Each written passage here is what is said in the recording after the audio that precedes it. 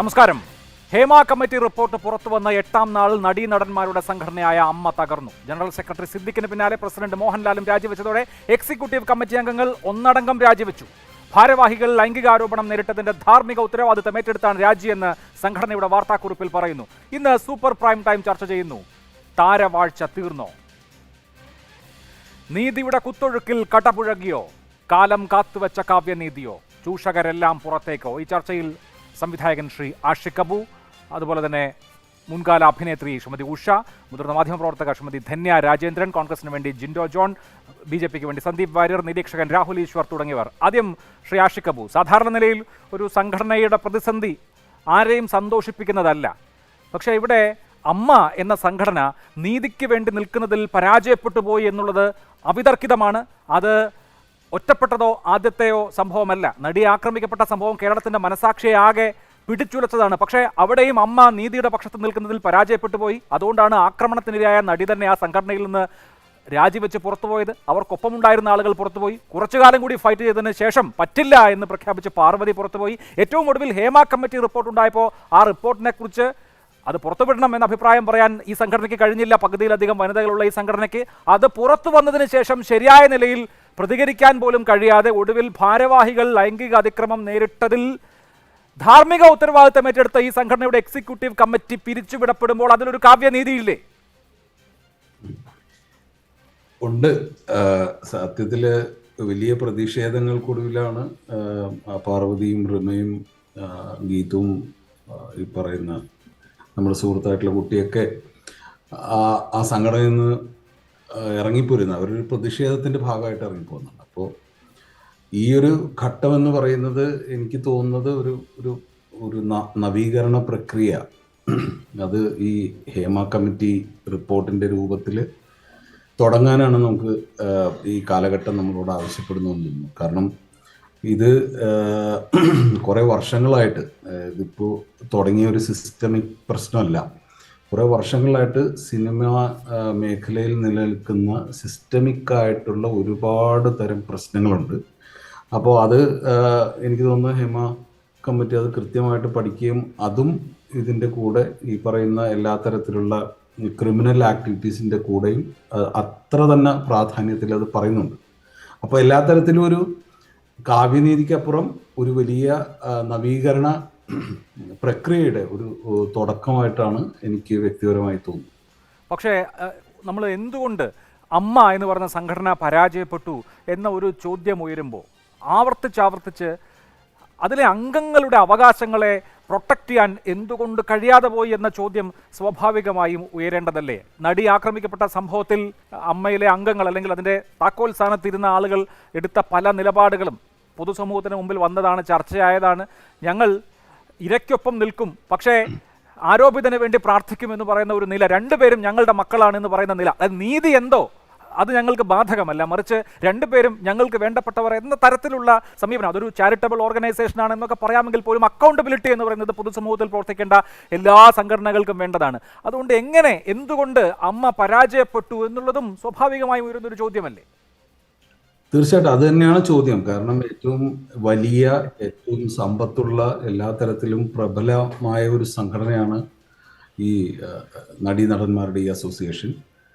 അപ്പോൾ അതിന് പരാജയപ്പെടാൻ എനിക്ക് തോന്നുന്നത് പലപ്പോഴും ഞാൻ എൻ്റെ സുഹൃത്തുക്കളായിട്ടുള്ള ആളുകളിലും ഒക്കെ കണ്ടിട്ടുള്ള കാര്യം എന്ന് വെച്ചാൽ അവർ സമൂഹത്തിനോട് യാതൊരു തരത്തിലും ഉത്തരം പറയേണ്ട ആളുകളല്ല സിനിമാക്കാർ. ഇത് മറ്റൊരു ലോകമാണ്.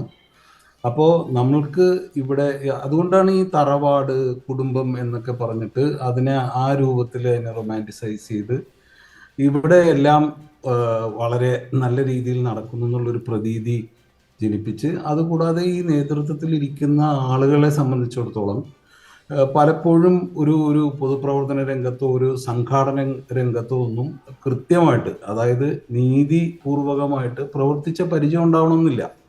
എല്ലാവരും അത്തരം കപ്പാസിറ്റി ഇല്ലാത്ത ആൾക്കാരായിരിക്കും. അപ്പോൾ അതൊക്കെ കൊണ്ട് ആ അനിവാര്യമായ ഒരു പ്രശ്നം ആ സംഘടനയിലുണ്ടായി. അതിൻ്റെ പശ്ചാത്തലം ഇതുവരെ കേട്ടുകേൾവിയില്ലാത്ത രീതിയിലുള്ള വലിയ രീതിയിലുള്ള വെളിപ്പെടുത്തലുകൾ ഉണ്ടായി എന്നുള്ളതാണ്. അപ്പോൾ എനിക്ക് തോന്നുന്നത് അത് കാലഘട്ടത്തിൻ്റെ അനിവാര്യതയാണ്.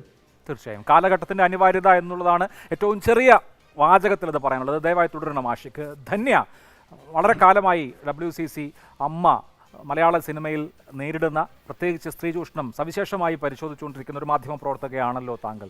ഇന്ന് അമ്മയെ സംബന്ധിച്ച് എക്സിക്യൂട്ടീവ് കമ്മിറ്റി ഒന്നടങ്കം രാജിവെക്കേണ്ട ഒരു തീരുമാനത്തിലേക്ക് എങ്ങനെ എത്തിയെന്നാണ് താങ്കൾ വിചാരിക്കുന്നത്? മുമ്പൊക്കെ പരസ്യമായി തന്നെ ഡിഫെൻഡ് ചെയ്തിട്ടുണ്ട്. നടി ആക്രമിക്കപ്പെട്ട വേളയിൽ പോലും അല്ലെങ്കിൽ അതിനുശേഷം നടന്ന വലിയ ചർച്ചകളിൽ അമ്മ പ്രതിസ്ഥാനത്ത് വരുമ്പോൾ പോലും ഡിഫെൻഡ് ചെയ്ത അമ്മയ്ക്ക് ഇന്ന് അതിന് കഴിയാതെ പോയത് എന്തുകൊണ്ടായിരിക്കും? അല്ല അഭിലാഷ്, കുറെ കാലമായി കവർ ചെയ്യുന്ന മാധ്യമ പ്രവർത്തകയൊന്നും അല്ല. 2017 മുതൽ എല്ലാവരെയും പോലെ തന്നെ കവർ ചെയ്യേണ്ടി വന്നതാണ്. ഒരു 4-5 ദിവസം മുമ്പ് സിദ്ദിഖിന്റെ പ്രസ് മീറ്റ് നമുക്ക് എല്ലാവർക്കും ഓർമ്മയുണ്ടല്ലോ. കാസ്റ്റിംഗ് കൗച്ച് എന്താണെന്ന് എനിക്കറിയില്ല, പവർ ഗ്രൂപ്പ് ഉണ്ടോ എന്നറിയില്ല. ആ ഒരു ആറ്റിറ്റ്യൂഡ് തന്നെയായിരുന്നു ഈ AMMAക്ക് ഈ റിപ്പോർട്ട് വന്നതിന് ശേഷവും. അതിന് ഒരു 2-3 ദിവസം കഴിഞ്ഞിട്ടാണല്ലോ ഇവര് പ്രസ് കോൺഫറൻസിനെ വിളിച്ചത്. ആ പ്രസ് കോൺഫറൻസ് വിളിച്ച ദിവസത്തിൽ നിന്നും ഇന്നത്തേക്ക് എന്താണ് മാറ്റം എന്തെന്നാൽ പല സ്ത്രീകളും മുന്നോട്ട് വന്നു. അവർ ചില കാര്യങ്ങൾ പറഞ്ഞു. അവർ ഈ അമ്മയുടെ AMMAയുടെ എക്സിക്യൂട്ടീവ് കമ്മിറ്റിയിലും കമ്മിറ്റി അംഗങ്ങളുമായ ആൾക്കാരെ കുറിച്ച് സംസാരിച്ചു. അതുകൊണ്ടാണ് ഈ AMMAയുടെ പൊസിഷൻ അൺടെനബിൾ ആയത്. അതായത് അവർക്ക് ഇനി കണ്ടിന്യൂ ചെയ്യാൻ പറ്റില്ല എന്നായത്. ഇപ്പൊ അവർ റെസിഗ്നേഷൻ ചെയ്തതിൽ ആ ഒരു ലെറ്ററില്ലേ, ആ ലെറ്ററിൽ ധാർമ്മിക റെസ്പോൺസിബിലിറ്റി എന്ന് പറയുന്നുണ്ട്. അത് നല്ല കാര്യമാണ്. എല്ലാവർക്കും മോറൽ റെസ്പോൺസിബിലിറ്റി എടുക്കണം അവരുടെ കാര്യങ്ങളിൽ. പക്ഷെ എനിക്ക് തോന്നുന്നു ഇതൊരു ഈസി വേ ഔട്ടും കൂടിയാണ് AMMAക്ക്. ഇനിയിപ്പോ ചോദ്യങ്ങൾക്ക് ഉത്തരം പറയേണ്ട ആവശ്യമില്ല. AMA പ്രസിഡന്റ് ഒട്ടും ചോദ്യങ്ങൾക്ക് ഉത്തരം പറയേണ്ട ആവശ്യമില്ല. ബിക്കോസ് അദ്ദേഹം റിസൈൻ ചെയ്ത് കഴിഞ്ഞു. നമ്മുടെ മുൻപിലുള്ള ചോദ്യം ഇനി വരാൻ പോകുന്ന AMMAയുടെ എക്സിക്യൂട്ടീവ് കമ്മിറ്റി ആയാലും അതിൽ ആരായിരിക്കും? അത് ഇവരുടെ തന്നെ ഒരു കണ്ടിന്യൂഷൻ ആയിരിക്കുമോ, അതോ ശരിക്കും പുതിയ രീതിയിൽ ഈ ഓർഗനൈസേഷൻ വർക്ക് ചെയ്യുമോ? ഇപ്പോഴുള്ള പവർ സ്ട്രക്ചേഴ്സ് എല്ലാം മാറ്റിവെച്ച് ഒരു പുതിയ രൂപം ഉണ്ടാകുമോ? 2 ദിവസം മുമ്പ് പത്മപ്രിയ എന്ന് പറഞ്ഞ WCC മെമ്പർ കൃത്യമായി അവരുടെ സോഷ്യൽ മീഡിയയിൽ ഇട്ടുണ്ടായിരുന്നു. പല WCC മെമ്പേഴ്സും AMMAയിൽ നിന്ന് പുറത്തേക്ക് പോയി. അവരെല്ലാവരും തിരിച്ചെടുക്കാനുള്ള നടപടി ഉണ്ടാകുമോ? ഈ പുതിയ കമ്മിറ്റിയുടെ മുമ്പിൽ അങ്ങനെ പല ചോദ്യങ്ങളും ഉണ്ടായിരിക്കും. യെസ്, അവിടെ ആഷിഖ് അബു, ആണഹന്ത കടപുഴകിയോ എന്നാണ് ഇന്ന് ഞങ്ങൾ ചോദിക്കുന്ന ഒരു ചോദ്യം തന്നെ. അമ്മയുടെ ഒരു സ്ട്രക്ചർ വളരെ പേട്രിയാർക്കലായ നമ്മുടെ സമൂഹത്തെ കൃത്യമായി പ്രതിബിംബിക്കുന്ന തരത്തിലായിരുന്നു. അതിൻ്റെ നടപടികളും അങ്ങനെയായിരുന്നു. അമ്മയെ സംബന്ധിച്ച് പുതിയ കാലത്തിന് അനുസൃതമായ ഒരു മാറ്റം ഉണ്ടാകുമെന്ന് താങ്കൾ വിചാരിക്കുന്നുണ്ടോ? കഴിഞ്ഞ ദിവസം ജഗദീഷ് എടുത്തിട്ടുള്ള നിലപാട് വലിയ തോതിൽ അപ്രീഷിയേറ്റ് ചെയ്യപ്പെട്ടു എന്ന് മാത്രമല്ല, ഞാൻ മനസ്സിലാക്കുന്നത് ജഗദീഷിന് യുവാക്കളായ ചലച്ചിത്ര പ്രവർത്തകരുടെയും മറ്റുമൊക്കെ പിന്തുണ ഇക്കാര്യത്തിൽ ഈ സംഘടനയ്ക്കകത്ത് ലഭിച്ചു എന്നുകൂടിയാണ്. ഒരു സ്വയം നവീകരണം AMMA അമ്മ എന്ന സംഘടനയ്ക്ക് താങ്കൾ പ്രതീക്ഷിക്കുന്നുണ്ടോ? തീർച്ചയായിട്ടും. കഴിഞ്ഞ ദിവസം ജഗദീഷ് ഏട്ടൻ്റെ ആ പത്രക്കാരോടുള്ള സംസാരത്തിൽ തന്നെ അതിന് ആർജവമുള്ള ആളുകൾ അതിനകത്ത് തന്നെ ഉണ്ടെന്നുള്ളതിൻ്റെ അതാണ് നമ്മൾ കാണിച്ചു തരുന്നത്. അത് വലിയ പ്രതീക്ഷ നൽകുന്നുണ്ട്. അത് കൂടാതെ തന്നെ പുതിയ തലമുറയിലെ നടീനടന്മാരായിട്ടുള്ള ആളുകളാണെങ്കിലും അതിനകത്ത് എൻ്റെ അറിവിൽ ഒരു 500-ൽ പരം ആർട്ടിസ്റ്റുകൾ ഉണ്ട് ആക്ടേഴ്സായിട്ട്. അപ്പോൾ അവരൊക്കെ അതിലെല്ലാവരും എന്താ പറയുന്ന ഒരേപോലത്തെ ആളുകളല്ലല്ലോ. അപ്പോൾ അതിനകത്തുനിന്നും വിഭിന്നങ്ങളായിട്ടുള്ള സ്വരങ്ങൾ ഉണ്ടാവുന്നു, സ്വന്തം അഭിപ്രായങ്ങൾ ഉണ്ടാവുന്നു. അവിടെ കുറെ കൂടെ ജനാധിപത്യം കടന്നു വരുന്നു എന്നൊക്കെയുള്ളത് ശുഭലക്ഷണമാണ്. പണ്ട് നമ്മൾ കാറ്റും വെളിച്ചവും കടത്തി വിട്ടാൽ ഈ പ്രസ്ഥാനം ഇല്ലാതാകുമെന്ന് MN വിജയൻ CPM-നെ കുറിച്ച് പറഞ്ഞിട്ടുണ്ട്. അമ്മയും ഈ കാറ്റും വെളിച്ചവും കടക്കാൻ വലിയ തോതിൽ വിസമ്മതിച്ച് നിന്നിരുന്ന ഒരു പ്രസ്ഥാനമായിരുന്നു. അമ്മയ്ക്കകത്തേക്ക് കാറ്റും വെളിച്ചവും കടക്കുകയാണ്, അത് ജനാധിപത്യ നിലയിൽ പുനർനിർമ്മിക്കപ്പെടുകയാണെന്ന് പറയുമ്പോൾ ഇനി വരുന്ന തലമുറ അല്ലെങ്കിൽ ഇനി വരുന്ന നേതൃത്വം എന്ത് എന്നുള്ള ചോദ്യം കൂടി ഉണ്ടല്ലോ.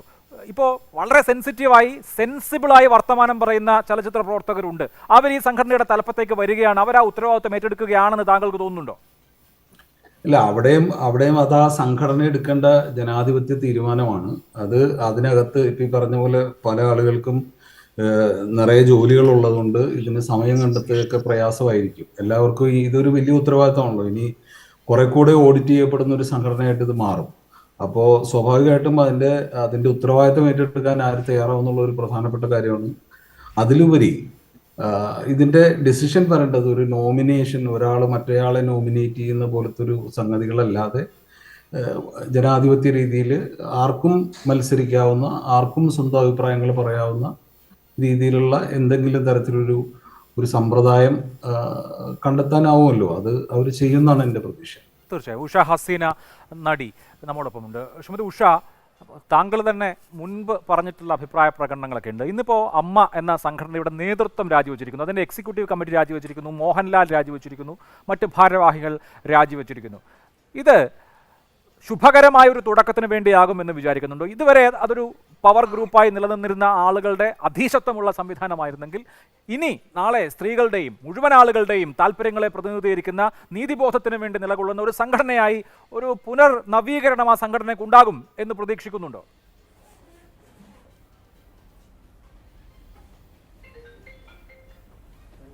പ്രതീക്ഷിക്കുന്നുണ്ട്.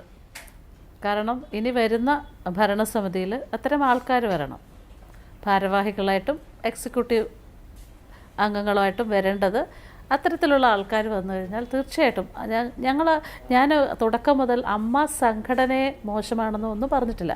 അമ്മ സംഘടനയിലുള്ള ചില ആൾക്കാരുടെ പെരുമാറ്റങ്ങളും അവരുടെ പ്രവർത്തന രീതികളും ശരിയല്ല എന്ന് തന്നെയാണ് പറഞ്ഞത്. അമ്മ സംഘടന ഒരുപാട് നല്ല കാര്യങ്ങൾ ചെയ്യുന്നതാണ്. അപ്പോൾ സംഘടന നിലനിൽക്കേണ്ടത് ആവശ്യമാണ്, മാറ്റം ആവശ്യമാണ്. അവിടെ ഇനി വരുന്ന നേരത്തെ ആരാണ് സംസാരിച്ചതെന്ന് എനിക്കറിയില്ല, പക്ഷേ പുതിയ തലമുറയിലുള്ള ആഷിഖബുവിനെ എനിക്ക് മനസ്സിലായി. ഒരു ലേഡി കാണാൻ പറ്റാ, വീഡിയോ കാണുന്നില്ലല്ലോ. ഓക്കെ. അപ്പോൾ എന്തായാലും അവർ പറഞ്ഞതുപോലെ അവിടെ പുതിയ തലമുറയിലുള്ള പൃഥ്വിരാജ്, ചാക്കോച്ചൻ, നമ്മുടെ ടൊവിനോ, ആസിഫ് അലിയൊക്കെ പോലെയുള്ള സ്ത്രീകളെ റെസ്പെക്റ്റ് ചെയ്യുകയും അവരുടെ പ്രശ്നങ്ങൾ മനസ്സിലാക്കുകയും ചെയ്യുന്ന ആൾക്കാർ ഭരണസമിതിയിൽ വരണം. പ്രത്യേകിച്ച് സ്ത്രീകൾ വരുമ്പോൾ ഞങ്ങളെ കേൾക്കുക, ഞങ്ങളുടെ ആ പ്രശ്നങ്ങൾ മനസ്സിലാക്കുന്ന, എത്രയോ കാലങ്ങളായിട്ട് നമ്മൾ ആവശ്യപ്പെടുന്ന കാര്യമാണ്. ഞങ്ങളുടെ കാര്യങ്ങളിൽ ഇടപെടുന്ന, ഞങ്ങളുടെ കാര്യങ്ങൾ മനസ്സിലാക്കി ഞങ്ങളുടെ പ്രശ്നങ്ങൾ പറഞ്ഞാൽ ഞങ്ങളോട് സംസാരിക്കാൻ പോലും തയ്യാറാവുന്ന ആൾക്കാരെ ഈ എക്സിക്യൂട്ടീവ് കമ്മിറ്റിയിലേക്ക് കൊണ്ടുവരണമെന്ന് എത്രയോ നാളുകളായിട്ട് പറയുന്നുണ്ട്. ഈ പ്രാവശ്യവും ഞങ്ങളത് ആവശ്യപ്പെട്ടതാണ്. പക്ഷേ അതൊന്നും നമ്മുടെ ആവശ്യങ്ങളൊന്നും പരിഗണിക്കാതെയാണ് അവരോരോ തീരുമാനങ്ങൾ ഈ ലേഡി ആർട്ടിസ്റ്റുകളെയൊക്കെ കൊണ്ടുവന്ന് വെച്ചിട്ടുള്ളത്. അതിൻ്റെ ഫലമാണ് ആ പ്രസ് മീറ്റിൽ നമ്മൾ കണ്ടത്. ഈ ഒരു വിഷയവുമായിട്ട് ബന്ധപ്പെട്ട് സംസാരിച്ചത് നമുക്കെല്ലാവർക്കും അറിയാമല്ലോ. അതുപോലെയുള്ള ആൾക്കാർ സീനിയറായിട്ടുള്ള, അല്ലെങ്കിൽ സീനിയറല്ല ജൂനിയർ ആണെങ്കിൽ പോലും സംസാരിക്കുന്ന ആൾക്കാരായിരിക്കണം. സ്ത്രീകളുടെ പ്രശ്നങ്ങൾ ഇടപെടുന്ന ആൾക്കാരായിരിക്കണം. അവരുടെ പരാതി എന്താണ്, അപ്പോൾ മുഖം നോക്കാതെ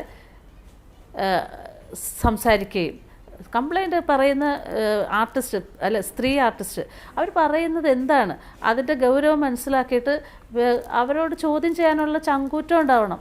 അല്ലാതെ അവരുടെ മുമ്പിൽ പോയി നിന്നിട്ട് അവർ പറയുന്നതൊക്കെ തത്തമ്മേ പൂച്ച എന്ന് പറയുന്ന പോലെയുള്ള ആൾക്കാരെ കൊണ്ടുവച്ച് കഴിഞ്ഞാൽ ശരിയാവില്ല. നമ്മൾ കുറേ കാലമായിട്ട് പറയുന്നതാണ്. പക്ഷെ അത് പുതിയതായിട്ട് വരുന്ന ഭരണസമിതി എനിക്ക് അറിയാൻ താല്പര്യമുള്ള ഒരു താങ്കൾ വളരെ പണ്ട്, അതായത് 1992 കൊടുത്ത ഒരു അഭിമുഖം AVM ഉണ്ണിയുടെ യൂട്യൂബ് ചാനലിൽ ഞാൻ കാണുകയുണ്ടായി. അന്ന് താങ്കൾ മലയാള സിനിമയിൽ മാഫിയ ഉണ്ട് എന്നാണ് പറഞ്ഞത്. ആ കാലത്ത് മാഫിയ എന്ന വാക്ക് താങ്കൾ ഉപയോഗിക്കണമെങ്കിൽ ഇപ്പോൾ നേരത്തെ ശ്രീമതി ധന്യ പറയായിരുന്നു 2017 മുതലുള്ള കാര്യങ്ങളാണ് ഞങ്ങളൊക്കെ ഫോളോ ചെയ്ത് വരുന്നതെന്ന്. അപ്പോൾ ആ കാലത്ത് മാഫിയ എന്ന വാക്ക് ഉപയോഗിച്ച ആളാണ് താങ്കൾ. അപ്പോൾ ഈ സംഭവ വികാസങ്ങളോടുകൂടി ഈ മാഫിയ സ്ട്രക്ചർ അങ്ങ് ഇല്ലാതായി അല്ലെങ്കിൽ ഇല്ലാതായിക്കൊണ്ടിരിക്കുകയാണ് എന്ന് തോന്നുന്നുണ്ടോ? അങ്ങനെ വേണമെന്നാണ് നമ്മൾ ആഗ്രഹിക്കുന്നത്. അങ്ങനെ ഉണ്ടാവണം, അങ്ങനെ വേണം, എങ്കിലേ ഈ ഇൻഡസ്ട്രിക്ക് തന്നെ നിലനിൽപ്പുണ്ടാവുള്ളൂ. ഞാൻ നേരത്തെ എനിക്കൊരു പ്രധാനപ്പെട്ട കാര്യം പറയാനുള്ളത്, പണ്ട് ഞാൻ സിനിമയിലൊക്കെ വന്ന സമയത്ത് തിരുവനന്തപുരത്ത് മാത്രമാണ് മലയാള സിനിമ ഉണ്ടായിരുന്നത്. ബാക്കി ചെന്നൈ, പിന്നെ ഒറ്റപ്പാലം, ഷൊർണൂർ അങ്ങനെയൊക്കെയുള്ള ഈ ഗ്രൂപ്പൊന്നുമില്ല ആ കാലത്ത്. പിന്നെയും കുറച്ച് ഉണ്ടായിരുന്നത് തിരുവനന്തപുരത്തുള്ള നായർ ഗ്രൂപ്പ് എന്നൊക്കെ പറഞ്ഞിട്ട് ഒരു ഗ്രൂപ്പ് ഉണ്ടായിരുന്നു. പക്ഷെ എങ്കിലും അവരൊക്കെ ഇങ്ങനെ ആൾക്കാരുടെ അവസരങ്ങൾ ഇല്ലാതാക്കുകയും ആൾക്കാരെ വിലക്കിലേക്ക് കൊണ്ടുപോകുന്നൊരു രീതിയോ, അന്ന് സംഘടനയുമില്ല. അപ്പോൾ അങ്ങനെയുള്ള ആൾക്കാർ, അർഹതയുള്ള കഴിവുള്ള ആൾക്കാർക്ക് അവസരങ്ങൾ കിട്ടുന്നുണ്ടായിരുന്നു. പിന്നീട് ഈ 2-3 കോക്കസായിട്ട് തിരിഞ്ഞ് തിരുവനന്തപുരം ബെൽറ്റ്, എറണാകുളം ബെൽറ്റ് അങ്ങനെയൊക്കെ വന്നു കഴിഞ്ഞ് സിനിമ മധ്യ കേരളത്തിൽ കേന്ദ്രീകരിച്ച് തുടങ്ങിയപ്പോഴാണ് ഇത്തരം ഗ്രൂപ്പുകൾ പവറും ഒക്കെയുള്ള കുറേ ആൾക്കാർ ചേർന്നിട്ടുള്ള പ്രശ്നങ്ങളും സിനിമയെ അങ്ങ് അവരുടെ കൈക്കുള്ളിൽ ഒതുക്കിയിട്ട് അവർക്കിഷ്ടമുള്ള ആൾക്കാർക്ക് ഇവിടെ നിൽക്കാം, അവർക്കിഷ്ടമില്ലാത്ത ആൾക്കാർക്ക് അവരെ അങ്ങ് ഒതുക്കുക. ആ ഒരു രീതി വന്നത് എനിക്ക് തോന്നുന്ന ഇങ്ങനെ വന്നപ്പോഴാണ്.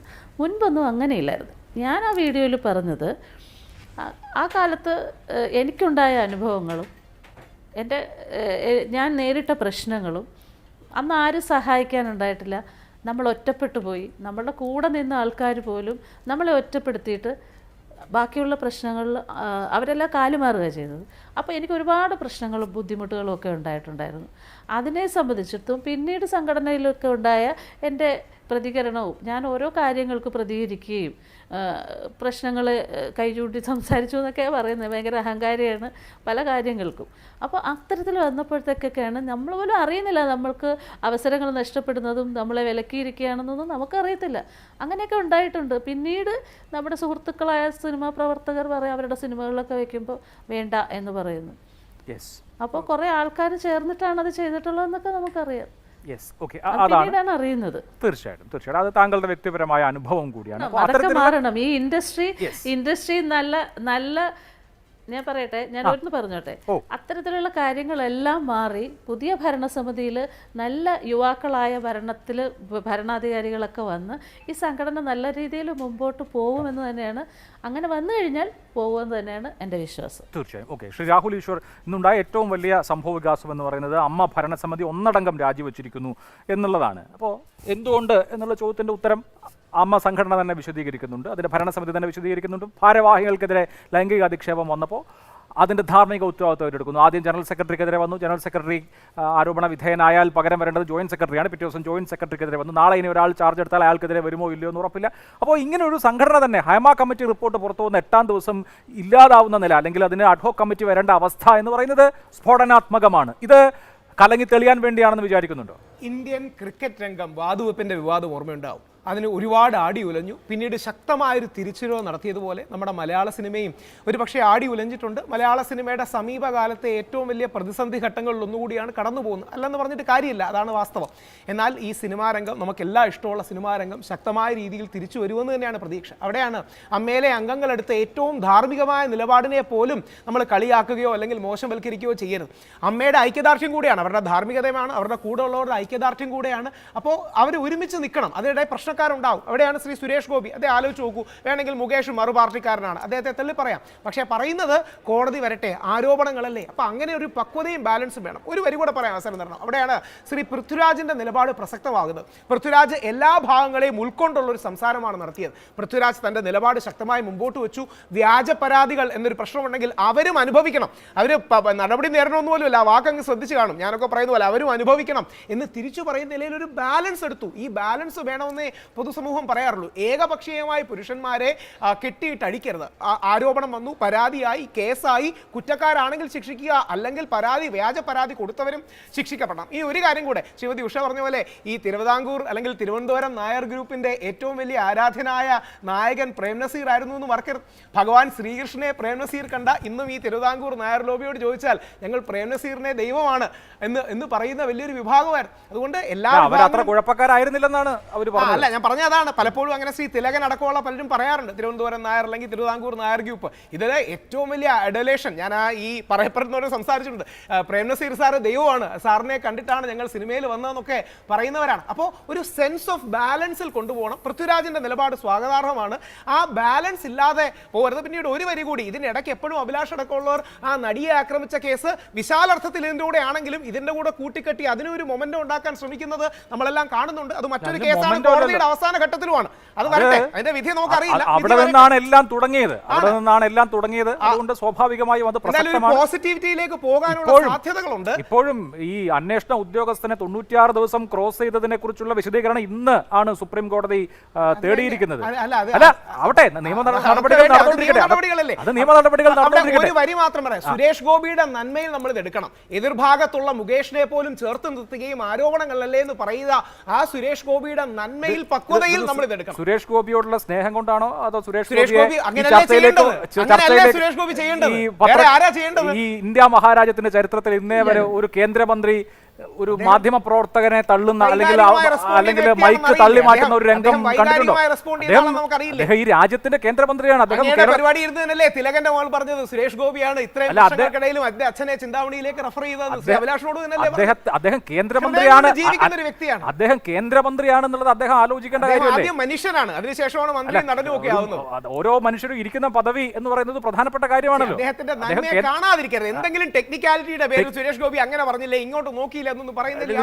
ഇതിൽ ടെക്നിക്കാലിറ്റിയുടെ പ്രശ്നമൊന്നുമില്ല. ശ്രീ സന്ദീപ് വാര്യർ ഇപ്പോൾ നേരിട്ട് സുരേഷ് ഗോപിയിലേക്ക് റെഫറൻസ് വന്നതുകൊണ്ട് അവിടെ നിന്ന് തുടങ്ങാം. സുരേഷ് ഗോപി കേന്ദ്രമന്ത്രിയാണ്, അദ്ദേഹം സിനിമാ പ്രവർത്തകനാണ് എന്നുള്ളത് ശരിയാണ്. പക്ഷെ കേന്ദ്രമന്ത്രി എന്നുള്ള നിലയിൽ അദ്ദേഹം സ്വീകരിക്കേണ്ട അല്ലെങ്കിൽ സ്വാഭാവികമായും ജനങ്ങൾ പ്രതീക്ഷിക്കുന്ന പ്രതികരണം ഉണ്ടല്ലോ. അദ്ദേഹത്തിന് ഈ വിഷയത്തിൽ സിനിമയുമായി ബന്ധപ്പെട്ട വിഷയത്തിൽ സംസാരിക്കാൻ താല്പര്യമില്ലെങ്കിൽ ഞാൻ ആ വിഷയത്തിൽ സംസാരിക്കാൻ താല്പര്യപ്പെടുന്നില്ല എന്ന് ഒറ്റവാചകത്തിൽ പറയാം. ആരും കേന്ദ്രമന്ത്രി അറ്റാക്ക് ചെയ്യാനൊന്നും പോകുന്നില്ല. ഇന്ന് 2 തവണയായി സുരേഷ് ഗോപി നടത്തിയ പ്രകടനം അൺബിക്കമിങ് ഓഫ് എ മിനിസ്റ്റർ അല്ലേ? അത് ഇതുപോലെയാണോ ഇന്ത്യ രാജ്യത്തെ മന്ത്രിമാർ പെരുമാറേണ്ടത്?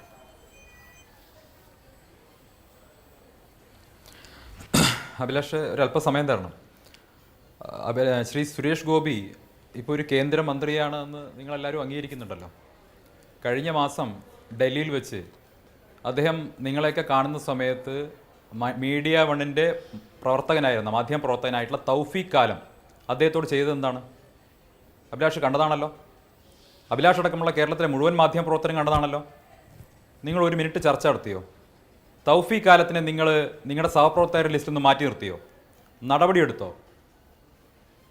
ഒരു കേന്ദ്രമന്ത്രിയെ കുത്തിക്കൊല്ലുമെന്നാണ് ആക്ഷൻ കാണിച്ചത് മീഡിയ വണ്ണിൻ്റെ മാധ്യമപ്രവർത്തകൻ. ഇന്ന് കേന്ദ്രമന്ത്രിയായ സുരേഷ് ഗോപി വരുമ്പോൾ അദ്ദേഹത്തിന് വഴിയൊരുക്കാനുള്ള പൂർണ്ണമായിട്ടുള്ള ഉത്തരവാദിത്വം സംസ്ഥാന സർക്കാരിൻ്റെതായിരുന്നു. സംസ്ഥാന സർക്കാരിൻ്റെ പോലീസാണ് അദ്ദേഹത്തിന് വഴിയൊരുക്കേണ്ടത്. അവിടെ തികഞ്ഞ പ്രോട്ടോകോൾ ലംഘനം നടന്നു. മീഡിയ വണ്ണിൻ്റെ ഒരു മാധ്യമപ്രവർത്തകൻ സുരേഷ് ഗോപിയുമായി വളരെ ക്ലോസ് റേഞ്ചിൽ വന്നു. മീഡിയ വണ്ണിൻ്റെ ഒരു മാധ്യമപ്രവർത്തകൻ അദ്ദേഹത്തിൻ്റെ ക്യാമറയ്ക്കുള്ളിൽ അല്ലെങ്കിൽ മൈക്കിനുള്ളിൽ ഒരു കത്തി ഒളിപ്പിച്ചിട്ടില്ല എന്ന് എങ്ങനെ പറയാൻ സാധിക്കും? ഒരു കേന്ദ്രമന്ത്രിയാണ്. മാധ്യമപ്രവർത്തകർ വൈര്യനിര്യാതന ബുദ്ധിയോടുകൂടി മാധ്യമപ്രവർത്തകർ ചോദ്യം ചോദിക്കാനാണ് പോകുന്നത്. അങ്ങനെ നാട്ടിലെ മാധ്യമപ്രവർത്തകരൊക്കെ കത്തിയെടുത്ത് നടക്കുകയാണെങ്കിൽ പിന്നെ അതിനല്ലേ സമയം ഉണ്ടാവും? എങ്ങനെ നിങ്ങൾക്ക് അതിന് ഉറപ്പ് പറയാൻ സാധിക്കും? മാധ്യമപ്രവർത്തകൻ മാധ്യമപ്രവർത്തനമാണ് ചെയ്യുന്നത് എന്ന് ഉറപ്പ് മതി അതിന്. അഭിലാഷിന് അല്ലെ അതെങ്ങനെ ഉറപ്പ് പറയാൻ പറ്റും? നിങ്ങളിപ്പറ്റ മാധ്യമപ്രവർത്തനല്ലേ യു പി ജയിലിൽ പോയി കിടന്നത്? അയാൾ കത്തി കൊണ്ട് മാധ്യമപ്രവർത്തനാണല്ലോ യു പിയിൽ ജയിലിൽ പോയി കിടന്നത്. കത്തി കൊണ്ട് പോയിട്ടാണോ ജയിലിൽ പോയി കിടന്നത്? അപ്പൊ ആർക്കും പ്രവർത്തനത്തിന്റെ പേരിലാ പോയത്. തീവ്രവാദ പ്രവർത്തനത്തിന്റെ പേരില. മീഡിയ വണ്ണിന്റെ ജമാഅത്തെ ഇസ്ലാമിയുടെ പ്രവർത്തകനാണ്. ജമാഅത്തെ ഇസ്ലാമി എന്ന് പറയുന്ന ഭീകര സ്വഭാവമുള്ള വർഗീയ സ്വഭാവമുള്ള സംഘടന പ്രവർത്തകൻ കഴിഞ്ഞ മാസം സുരേഷ് ഗോപിയെ കുത്തിക്കൊല്ലുമെന്ന് ആക്ഷൻ കാണിച്ചു. നിങ്ങൾ ഒരൊറ്റയാൾ ചർച്ച ചെയ്തോ? അല്ല, കേന്ദ്രമന്ത്രിയെ കുത്തിക്കൊല്ലുമെന്ന് ആക്ഷൻ കാണിച്ചാൽ നിങ്ങളെ സഹപ്രവർത്തനാണ് ഇപ്പോഴും. അഭിലാഷ് അതിനെ അപലപിക്കും. ഈ ചർച്ചയിൽ മീഡിയ വണ്ണിന്റെ മാധ്യമപ്രവർത്തന തൗഫീഖ് കാലത്തെ അഭിലാഷ് അപലപിക്കൂ. അല്ല, അദ്ദേഹം കൊല്ലാൻ പോയി എന്നുള്ള വാദത്തോടെ എനിക്ക് യോജിപ്പില്ല. സുരേഷ് ഗോപി നടന്നു പോകുമ്പോ എന്തോ കൈമലർത്തി ആക്ഷൻ കാണിച്ചു. ഒരാൾ പ്രതികരിച്ചില്ലെങ്കിൽ അങ്ങനെ ആക്ഷൻ കാണിക്കണമെന്ന അഭിപ്രായം എനിക്കില്ല. ഇതിപ്പോ മാധ്യമപ്രവർത്തകർ കുത്തിക്കൊല്ലാൻ പോയതുകൊണ്ടാണ് സുരേഷ് ഗോപി മൈക്ക് തട്ടിമാറ്റിയതെന്നാണോ താങ്കൾ പറഞ്ഞത്? എനിക്ക് മനസ്സിലായില്ല. അല്ല, ഞാൻ പറയുന്നത് മീഡിയ വണ്ണിന്റെ ഒരു മാധ്യമപ്രവർത്തകൻ സുരേഷ് ഗോപിയെ കുത്തിക്കൊല്ലണമെന്ന് ആക്ഷൻ കാണിച്ച അതേ ചാനലിന്റെ മാധ്യമപ്രവർത്തകൻ ഒരു കേന്ദ്രമന്ത്രിക്ക് സുരക്ഷ ഒരുക്കേണ്ട സംസ്ഥാന സർക്കാരിന്റെ പോലീസ് അവിടെ ഇല്ല. എന്തുകൊണ്ട് പോലീസ് അവിടെ ഇല്ല? എന്തുകൊണ്ട് സുരേഷ് ഗോപിക്ക് കേരളത്തിൽ മന്ത്രിമാരും നേതാക്കളും ഒക്കെ ഇതുപോലെ തന്നെയല്ലേ സഞ്ചരിക്കാറ്? വി മുരളീധരൻ കേന്ദ്രമന്ത്രിയായിരുന്നില്ലേ? വി മുരളീധരൻ കേന്ദ്രമന്ത്രിയായിരുന്നില്ലേ? വി മുരളീധരൻ എത്രയോ തവണ സുരേഷ് ഗോപിയെ ഞാൻ വരാൻ തന്നെയാ ഒരു ഉത്തരവാദിത്തം പറയോ? വി മുരളീധരൻ കേന്ദ്രമന്ത്രിയായിരുന്നില്ലേ? ജോർജ് കുര്യൻ ഇപ്പോഴും കേന്ദ്രമന്ത്രിയല്ലേ? ഈ മന്ത്രിമാരോടൊക്കെ മാധ്യമപ്രവർത്തകർ ചോദ്യം ചോദിക്കുന്നത് ഇങ്ങനെയല്ലേ? അല്ലാതെ ചോദ്യം ചോദിക്കാൻ വരുന്ന മൈക്കിനെ കത്തിയാണ് എന്ന് കണ്ട് സുരേഷ് ഗോപിയെ പോലെ ഒരാൾ പേടിച്ചു എന്നൊന്നും താങ്കൾ പറയല്ലേ. അങ്ങനെ ചോദ്യം ചോദിക്കാൻ വരുന്ന ചോദ്യങ്ങളെല്ലാം കത്തികളാകും, ചോദ്യത്താൽ കുത്തി മരിക്കപ്പെടും, കൊല്ലപ്പെടും എന്നൊന്നും ഞാൻ വിചാരിക്കുന്നില്ല. അങ്ങനെ ചോദ്യം കൊണ്ട് കുത്തിക്കൊല്ലാൻ പറ്റുമോ മാധ്യമപ്രവർത്തകർക്ക്? അങ്ങനെ ഒരു ഭയമുണ്ടോ സുരേഷ് ഗോപി? ഇന്ത്യയിൽ അല്ലല്ല, കേരളത്തിലെ അഭിലാഷേ, കേരളത്തിൽ നിങ്ങളുടെ കൂടെ ഉൾപ്പെട്ട ഒരു മാധ്യമപ്രവർത്തകൻ സിറിയയിൽ ആട് മേയ്ക്കാൻ പോയി കൊല്ലപ്പെട്ടിട്ടുണ്ട്. അറിയോ? എനിക്കറിയില്ല. അറിയോ? എനിക്കറിയില്ല. അത് ഏത് മാധ്യമപ്രവർത്തകൻ IS ഭീകരവാദിയായി മാറിയിട്ടുണ്ട്. പാലക്കാടുണ്ടായിരുന്ന തേജസിന്റെ മാധ്യമപ്രവർത്തകൻ എന്തേ അല്ല അങ്ങനെയാണെങ്കിൽ അവർ പിന്നെ കൊല്ലില്ല സുരേഷ് നിങ്ങൾക്ക് ഉറപ്പ് പറയാൻ അല്ല, പറ്റുമോ? ഇത്രയും ഫിയർ സൈക്കോസിസ് അവര് ഉള്ള ആളാണെങ്കിൽ കുത്തില്ല സുരേഷ് ഗോപി റോഡിൽ ഇറങ്ങി സംസ്ഥാന നടക്കാനേ സർക്കാരിന്റെ പാടില്ല. വീഴ്ചയാണ്. ആരെപ്പോ വന്ന് പ്രോട്ടോകോൾ ലംഘനമാണ്. പറ്റില്ലല്ലോ. പ്രോട്ടോകോൾ ലംഘനമാണ്, സംസ്ഥാന സർക്കാരിന്റെ വീഴ്ചയാണ്. കേന്ദ്രമന്ത്രിയുടെ ക്ലോസ് റേഞ്ചിൽ കേരളത്തിൽ നിന്ന് അങ്ങനെ വരാൻ പാടില്ലായിരുന്നു. ഇനി ഒരു കാര്യം കൂടി പറയാം, ഒരു കാര്യം പറയാം, ഇപ്പോ ഒരു കാര്യം കൂടി പറയാം. നിങ്ങൾ ന്യായീകരിക്കണം, മീഡിയ വണിനെ ന്യായീകരിക്കണ്ട. അല്ല, ഇത് മീഡിയ മീഡിയ വണിന്റെ മാധ്യമപ്രവർത്തകൻ കേന്ദ്രമന്ത്രിയെ കുത്തിക്കൊല്ലുമെന്ന് ആക്ഷൻ കാണിച്ചിട്ട് ഒരു മന്ത്രിയോട് ചോദ്യം ചോദിക്കാൻ പോയ മാധ്യമപ്രവർത്തകരോടാണ് സുരേഷ് ഗോപി ഇങ്ങനെയൊക്കെ പെരുമാറുന്നത്. എന്റെ ചോദ്യം ഇപ്പോ ആര് പ്രതികരിക്കാൻ വിസമ്മതിച്ചാലും ഒരാംഗ്യവും കാണിക്കേണ്ടതില്ല മാധ്യമപ്രവർത്തകർ എന്നുള്ളതാണ് എന്റെ ഖണ്ഡിതമായ അഭിപ്രായം. ഒരാംഗ്യവും, അത് താങ്കൾ പറയുന്ന പോലെ കുത്തിക്കൊല്ലാൻ ആംഗ്യം കാണിച്ചു എന്നൊന്നും ഞാൻ വിചാരിക്കുന്നില്ല. അതൊരു വ്യാഖ്യാനമാണ്. എന്തോ ഒരു ആംഗ്യം കാണിച്ചു, ആംഗ്യം കാണിക്കുന്നതൊന്നും ശരിയല്ല. അതാണ് എന്റെ അക്കാര്യത്തിലെ പൊസിഷൻ. പിന്നെ എങ്ങനെയാണ് ഇങ്ങനെ കുത്തിക്കൊല്ലും എന്നാണോ കാണിച്ചത്? അല്ല അഭിലാഷേ, കൈമലത്തി കാണിച്ചല്ലേ ആ മാധ്യമ പ്രവർത്തകൻ കുത്തിക്കൊല്ലുമെന്ന് കാണിച്ച ആക്ഷൻ മാപ്പ് പറഞ്ഞു. ഒരു സെക്കൻഡ് അഭിലാഷ് നിക്ക്. അല്ല നല്ലത്, അങ്ങനെ ആക്ഷൻ കാണിക്കുന്നത് ശരിയല്ലെന്നല്ലേ ഞാനും പറഞ്ഞത്. ഞാൻ പൂർത്തിയാക്കട്ടെ. എനിക്ക് പറയാൻ സമയം എന്താ? എനിക്ക് പറയാൻ സമയം എന്താ? നമ്മുടെ വിഷയം ഇത്രേ ഉള്ളൂ. നിങ്ങളുടെ നിങ്ങൾ ആരോപിക്കുന്നത് പോലെ അത്തരത്തിലൊരു രംഗം അവിടെ ഉണ്ടായിട്ടുണ്ടെങ്കിൽ അതിന്റെ ഉത്തരവാദി സുരേഷ് ഗോപി എന്ന് പറയുന്ന കേന്ദ്രമന്ത്രിക്ക് വഴിയൊരുക്കാൻ ബാധ്യതയുള്ള സംസ്ഥാന സർക്കാരും സംസ്ഥാന സർക്കാരിന്റെ പോലീസും ആഭ്യന്തര വകുപ്പുമാണ്. അവിടെ പോലീസ് ഉണ്ടായിരുന്നെങ്കിൽ സ്വാഭാവികമായിട്ടും നിങ്ങൾ പറയുന്ന ഒരു കാര്യം അവിടെ സംഭവിക്കില്ലായിരുന്നു. എന്തുകൊണ്ട് കേന്ദ്രമന്ത്രിക്ക് സുരക്ഷയിൽ പ്രോട്ടോകോൾ ലംഘനം ഉണ്ടായി? ശരി, സംസ്ഥാന സർക്കാർ മറുപടി പറയട്ടെ. അല്ല, അത് സംസ്ഥാന സർക്കാർ റേഞ്ചിലേക്ക് ആരെങ്കിലും വന്നാൽ ആക്ഷൻ ഉണ്ടാകും. അദ്ദേഹത്തിന്റെ പ്രതികരണത്തെ കുറിച്ച് കൂടി സന്ദീപിന്റെ അഭിപ്രായം അറിയാൻ എനിക്ക് താല്പര്യം. ഇയാൾ ഒരു ഭീകരവാദിയല്ല എങ്ങനെ ഉറപ്പ് പറയാൻ? അദ്ദേഹത്തിന്റെ ഇയാളുടെ കൈയിൽ കത്തിയില്ലെന്നും അഭിലാഷിന് എങ്ങനെ ഉറപ്പുണ്ട്? അഭിലാഷ് നേരത്തെ മീഡിയ മണ്ണിൽ ഉണ്ടായിരുന്നത് കൊണ്ട് അഭിലാഷ് അറിയുന്നതുകൊണ്ടാണോ? മാധ്യമ പ്രവർത്തകർ കത്തി കൊണ്ടല്ല, മാധ്യമ പ്രവർത്തകർ മൈക്ക് കൊണ്ടാണ് പോകുന്നത്. അങ്ങനെയാണെങ്കിൽ സുരേഷ് ഗോപിക്ക് ഇനി നാട്ടിലിറങ്ങി നടക്കാനേ പറ്റില്ലല്ലോ. ലോകത്തുള്ള മനുഷ്യരല്ല എന്നെ കുത്തിക്കൊല്ലാൻ വരികയാണ്, ലോകത്തുള്ള മനുഷ്യരെല്ലാം എന്നെ കുത്തിക്കൊല്ലാൻ വരികയാണ് എന്ന ഫിയർ സൈക്കോസിസ് കൊണ്ടാണോ മന്ത്രിമാരൊക്കെ റോഡിലിറങ്ങി നടക്കുക? ഞാൻ അങ്ങനെ വിചാരിക്കുന്നില്ല. എനിക്ക് ഇനി പ്രധാനപ്പെട്ട ഒരു ചോദ്യം ചോദിക്കാനുണ്ട് സന്ദീപ്. പോട്ടെ, ഈ പറഞ്ഞ ആക്ഷനും റിയാക്ഷനും ഒക്കെ അവിടെ നിൽക്കട്ടെ. അതിന് മുമ്പ് സുരേഷ് ഗോപി രാവിലെ ഒരു പ്രതികരണം നടത്തിയല്ലോ. അദ്ദേഹത്തോട് ചോദിക്കുമ്പോൾ അദ്ദേഹം ചോദിക്കുന്നത്, ഞാൻ ഇവിടെ നിന്ന് ഇറങ്ങി വരുമ്പോൾ ഇവിടുത്തെ കാര്യമല്ലേ ചോദിക്കേണ്ടത്, ഞാൻ വീട്ടിൽ നിന്ന് വന്നാൽ വീട്ടിലെ കാര്യം ചോദിക്കണം, ഓഫീസിൽ നിന്ന് വന്നാൽ ഓഫീസിലെ കാര്യം ചോദിക്കണം. അങ്ങനെയൊക്കെ ഒരു കേന്ദ്രമന്ത്രി പറയേണ്ട കാര്യമുണ്ട്. BJP-യുടെ നിലപാട് എന്താണെന്ന് കെ സുരേന്ദ്രൻ പറഞ്ഞല്ലോ മുകേഷിന്റെ വിഷയത്തിൽ. അപ്പൊ മുകേഷിനെ കുറിച്ച് ഒരു ചോദ്യം ചോദിച്ചാൽ സുരേഷ് ഗോപി ഇങ്ങനെ ചൂടാവുന്നത് എന്തിനാണെന്ന് എനിക്ക് മനസ്സിലായില്ല. അഭിലാഷ് അതിലേക്ക് വരാം. അല്ല അഭിലാഷേ, അതിന് മുൻപ് അതിലേക്ക് ഞാൻ വരാം. ഞാൻ ചോദിക്കട്ടെ, ഇന്ത്യയുടെ ചരിത്രത്തിൽ താങ്കൾ നേരത്തെ പറഞ്ഞു ഇന്ത്യയുടെ ചരിത്രത്തിൽ ഏതെങ്കിലും ഒരു മാധ്യമപ്രവർത്തകനെ കേന്ദ്രമന്ത്രി തള്ളി മാറ്റിയിട്ടില്ല എന്നങ്ങ് പറഞ്ഞു. ഇന്ത്യയുടെ ചരിത്രത്തിൽ ഏതെങ്കിലും ഒരു കേന്ദ്രമന്ത്രിയെ കുത്തിക്കൊല്ലുമെന്നൊരു മാധ്യമപ്രവർത്തന ആക്ഷൻ കാണിച്ചിട്ടുണ്ടോ? അല്ല, ഞാൻ പറഞ്ഞല്ലോ, തൗഫീഖ് കാലം എന്ന് പറയുന്ന ജമാഅത്തെ ഇസ്ലാമിയുടെ പ്രവർത്തകനെ, മീഡിയ വണ്ണിന്റെ പ്രവർത്തകനെ അപലപിക്കാൻ നിങ്ങൾ ഒരു മാധ്യമം ഒന്ന് രംഗത്ത് വന്നില്ല? ചർച്ച നടത്തിയോ? വാർത്ത ഒരു തരിമ്പ് കൊടുത്തോ? ഒരു വാർത്തയുടെ അരക്കഷ്ണം 30 സെക്കൻഡ് വാർത്ത കൊടുത്തു. കൈകൊണ്ട് ഇങ്ങനെ മലർത്തി കാണിക്കുന്നതൊക്കെ കാണുമ്പോൾ മുട്ടടിക്കുന്ന നിങ്ങളുടെ മാധ്യമപ്രവർത്തനം ഉണ്ടല്ലോ, കടക്ക് പുറത്തെന്ന് പറയുമ്പോൾ മുട്ടടിക്കുന്ന മാധ്യമപ്രവർത്തനം ഉണ്ടല്ലോ. ഷാജഹാൻ പി ജയരാജൻ ഉണ്ടല്ലോ. സുരേഷ് ഗോപിയുടെ ആക്ഷനും സുരേഷ് ഗോപിയുടെ ഡയലോഗ് മാത്രമല്ല ആക്ഷനും ഉണ്ട്. അതാണ് അദ്ദേഹം ഇപ്പോഴും ആക്ഷൻ ഹീറോ സൂപ്പർ സ്റ്റാർ. എനിക്കൊരു ഇടവേള അനിവാര്യമാണ്. ഇടവേളയ്ക്ക് ശേഷം ഞാൻ പെട്ടെന്ന് മടങ്ങിയത് ചർച്ചയിലേക്ക് വീണ്ടും. നമ്മുടെ ചർച്ച കുറച്ച് സുരേഷ് ഗോപിയിലേക്ക് വഴിമാറിപ്പോയതുകൊണ്ട് ശ്രീമതി ധന്യ രാജേന്ദ്രൻ, എന്തുകൊണ്ടാണ് ഇടതുപക്ഷത്തുള്ള മുകേഷ് ആരോപണ വിധേയനാവുമ്പോൾ ആ വിഷയം ചോദിക്കുന്ന മാധ്യമപ്രവർത്തകരോട് സുരേഷ് ഗോപി ഇത്ര തീക്ഷ്ണമായി പ്രതികരിക്കുന്നത് എന്ന ചോദ്യത്തിൻ്റെ ഉത്തരം പുള്ളി ആരെങ്കിലും മൈക്ക് കൊണ്ടോ അല്ലെങ്കിൽ മൈക്കിനകത്തൊളിപ്പിച്ച കത്തി കൊണ്ടോ കുത്തിക്കൊല്ലുമെന്ന പേടി എന്നുള്ളതായിരിക്കുമോ? നോക്കൂ, സുരേഷ് ഗോപി ഇന്ന് പറഞ്ഞ ഉത്തരം എന്താണെന്ന് നമുക്ക് നോക്കാം. സുരേഷ് ഗോപി പറഞ്ഞത്, നിങ്ങൾ മീഡിയയിലെ ആൾക്കാർ നിങ്ങളാണ് അവസാന വാക്കെന്ന് വിചാരിക്കരുത്, നിങ്ങൾ കോടതിയല്ല, നിങ്ങൾ ഒരു സിസ്റ്റത്തിനെ ബ്രേക്ക് ചെയ്യാൻ നോക്കുകയാണെന്നാണ് അദ്ദേഹം പറഞ്ഞത്. അപ്പൊ അതിനോട് എനിക്ക് എതിർപ്പുണ്ട്. സിസ്റ്റം ബ്രേക്ക് ചെയ്യാൻ നോക്കുമെന്നല്ല ആരും. ഇത് ഒരു കമ്മിറ്റി റിപ്പോർട്ട് വന്നപ്പോൾ അതിനെക്കുറിച്ചുള്ള റിപ്പോർട്ടുകളാണ് എല്ലാവരും പിന്നീട് ചെയ്തുകൊണ്ടിരിക്കുന്നത്. എനിക്കൊന്ന് ഈ ചർച്ച ഒരുപാട് വഴിമാറിപ്പോയി സുരേഷ് ഗോപിയിലേക്ക്. പക്ഷെ ഇത് എല്ലാവരും തന്നെ ഒരു റിയാക്ഷൻ എന്താണ്, ഇപ്പൊ റിയാക്ട് ചെയ്യുന്ന ആൾക്കാരൊക്കെ എന്താ പറയുന്നത്? ശരി, ഇന്ന് ഞാനൊരു AMMA മെമ്പറോട് സംസാരിച്ചു. അദ്ദേഹം എന്നോട് പറഞ്ഞത്, ഞങ്ങൾ എല്ലാവരും റിസൈൻ ചെയ്തു, ഇത് ഞങ്ങളുടെ മോറൽ റെസ്പോൺസിബിലിറ്റി ആണ്, ഞങ്ങൾക്ക് ഒരു പൊളിറ്റിക്കൽ പാർട്ടിയെക്കാളും മൊറാലിറ്റി ഉള്ളതുകൊണ്ടാണ് ഞങ്ങൾ റിസൈൻ ചെയ്തത്. പക്ഷേ 1 ലക്ഷവും 2 ലക്ഷവും എല്ലാം കൊടുത്ത് സ്ത്രീകൾ മുന്നോട്ടൊന്ന് സംസാരിക്കുന്നുണ്ട്. അപ്പൊ ഞാൻ പറഞ്ഞു, സംസാരിക്കുന്ന എല്ലാ സ്ത്രീകളും പൈസ കൊടുത്തിട്ടാണ് വിചാരിക്കുന്നുണ്ടോ? ഇല്ല. പക്ഷെ ഏതാണ് തെറ്റ് ശരി എന്ന് നമുക്കറിയില്ല, അതുകൊണ്ട് ഞങ്ങൾ റിസൈൻ ചെയ്യാണ്. അപ്പൊ ഇതല്ലല്ലോ അവർ പറയേണ്ട ഒരു കാര്യം. അതാണ് എനിക്ക് പറയാനുള്ളത്. അതായത് ഇവരൊക്കെ റിസൈൻ ചെയ്തത് അവർക്ക് അത് മോറലി ടെനബിൾ അല്ലാത്തത് കൊണ്ടാണ്. പക്ഷെ ഒരു മാറ്റം വരുത്താനായി ഞങ്ങൾ റിസൈൻ ചെയ്യുകയാണ് എന്ന് അവർ ഓഫ് റെക്കോർഡ് ഒന്നും പറയുന്നില്ല പലരും. യെസ്, തീർച്ചയായും അതാണ്. അവിടെ ശ്രീ ജിൻഡോ ജോൺ, ഇവിടെ ഇപ്പോൾ വലിയ ആരോപണങ്ങൾ ഉയരുന്നു. സിനിമാ പ്രവർത്തകർക്കെതിരെയുള്ള ആരോപണത്തിൽ നിയമപരമായ നടപടികൾ എടുക്കട്ടെ എന്ന് നമുക്ക് വിചാരിക്കാം. പക്ഷേ സിനിമാ പ്രവർത്തകരെക്കാൾ കൂടുതൽ അക്കൗണ്ടബിൾ ആയിട്ടുള്ള, പൊതുസമൂഹത്തിന് അക്കൗണ്ടബിൾ ആയിട്ടുള്ള ആളുകളാണ് പൊതുപ്രവർത്തകർ. ആ ആരോപണ വിധേയരിൽ 3 ആരോപണമാണ്, 3 പേരാണ് മുകേഷ് MLA-ക്കെതിരെ ആരോപണം ഉന്നയിച്ചിരിക്കുന്നത്. അത് ശരിയോ തെറ്റോ എന്നൊക്കെയുള്ളത് അന്വേഷണത്തിൽ കണ്ടുപിടിക്കപ്പെടട്ടെ. പക്ഷേ ആരോപണ വിധേയനായ ഒരു പൊതുപ്രവർത്തകൻ, സാധാരണ നിലയിൽ അക്കൗണ്ടബിൾ ആയിട്ടുള്ളൊരു പൊതുപ്രവർത്തകൻ പാലിക്കേണ്ട ചില നിലപാടുകളുണ്ട്, അതിവിടെ ഉണ്ടാവുന്നില്ല. മറിച്ച് ഈ ഹേമ കമ്മിറ്റി മുന്നോട്ട് വെച്ച കാര്യങ്ങൾക്ക് കോൺക്ലേവ് നടത്താൻ നിശ്ചയിച്ച ആ കോൺക്ലേവിൻ്റെ നൈരൂപീകരണ സമിതിയിലും 3 ആരോപണങ്ങൾക്ക് പാത്രമായിട്ടുള്ള ഈ മുകേഷ് ഉണ്ട്. അദ്ദേഹം MLA സ്ഥാനം രാജിവെക്കുന്നില്ല എന്നുള്ളത് പോട്ടെ, അദ്ദേഹം യാതൊരു തരത്തിലും സമൂഹത്തോട് ഈ കാര്യത്തിൽ ഉത്തരം പറയേണ്ട എന്ന ബാധ്യതയുമായി നിൽക്കുമ്പോൾ തൊട്ടപ്പുറത്തെ പാർട്ടിയുടെ കേന്ദ്രമന്ത്രി പോലും അദ്ദേഹത്തെ പിന്തുണയ്ക്കുകയാണ്. രണ്ടുപേരും സിനിമാക്കാരാണെന്നുള്ള ഒരു സാമ്യം ഉണ്ട് എന്നുള്ളത് ഒഴിച്ചാൽ.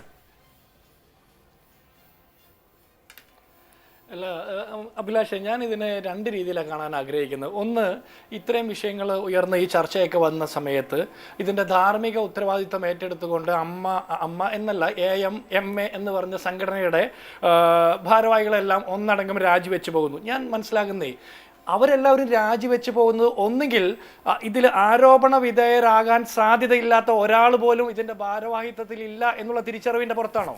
അല്ലെങ്കിൽ ആരെങ്കിലും ഒരാൾ തയ്യാറാകണമല്ലോ. ഞാൻ ഇതിനൊന്നും പെടുന്ന ആളല്ല. ഈ ആരൊക്കെ രാജിവെച്ചാലും ഞാൻ ഈ സംഘടനയെ മുന്നോട്ട് നയിക്കും, ഈ പ്രശ്നങ്ങളെ അഡ്രസ്സ് ചെയ്യാൻ തയ്യാറാണെന്നുള്ള ധൈര്യമുള്ള ഒരാൾ പോലും അതിൻ്റെ ഭാരവാഹിത്വത്തിൽ ഇല്ലേ എന്നുള്ളൊരു സംശയമുണ്ട്. ഒന്നാമത്തത്. രണ്ടാമത്തത്, ഇതിൽ പരാതി വരുമ്പോൾ അതിലെന്ത് നടപടിയാണ് ഈ സംഘടന സ്വീകരിച്ചത്? നടത്തിയില്ല. പരാതിക്ക് കാരണക്കാരായിട്ടുള്ള പീഡകരായിട്ടുള്ള ആളുകൾക്കെതിരെ നടപടി സ്വീകരിച്ചോ? ചെയ്തില്ല.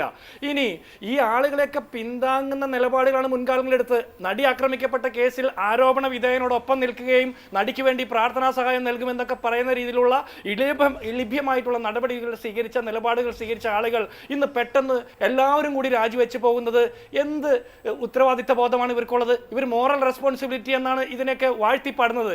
ഒരു സംഘടനയുടെ നേതൃത്വം, സംഘടനയുമായി ബന്ധപ്പെട്ട ആളുകൾ ക്രൈസിസിൽ വരുമ്പോൾ ആ ക്രൈസിസ് മാനേജ് ചെയ്യാൻ കപ്പാസിറ്റി ഇല്ലാത്ത അലവരാധികളെയാണ് ഇവർ ഭാരവാഹികളായിട്ട് തെരഞ്ഞെടുത്തത്. അതാണോ ഈ 10-500 പേരുടെ തെരഞ്ഞെടുപ്പിലൂടെ ഈ ഭാരവാഹികളായിട്ട് കൊണ്ടുവന്നത്? ഈ സംഘടന എന്ത് സന്ദേശമാണ് ഈ സമൂഹത്തിന് നൽകുന്നത്? ഈ രാജ്യത്തെ മുഴുവൻ സംവിധാനങ്ങളെയും വിമർശിച്ചുകൊണ്ട് സാമൂഹ്യ പരിഷ്കരണ വാദങ്ങൾ ഉയർത്തുന്ന സിനിമകൾ ചിത്രീകരിക്കുന്ന, സിനിമ കേവലം ഒരു വ്യവസായം മാത്രമല്ല, ഇതൊരു സാംസ്കാരിക പ്രവർത്തനം കൂടിയാണെന്നാണ് ഇവരെല്ലാവരും അവകാശപ്പെട്ടുകൊണ്ടിരുന്നത്. അങ്ങനെയാണെങ്കിൽ ഈ സാംസ്കാരിക പരിവർത്തനം ആദ്യം വരേണ്ടത് ഈ മേഖലയിൽ നിന്നല്ലേ? ഇവരതൊന്നും ഒരു കാലത്തും ചെയ്തിട്ടില്ല. പകരം ഓടി ഒളിക്കുന്ന നിലപാടാണ് എടുത്തത്.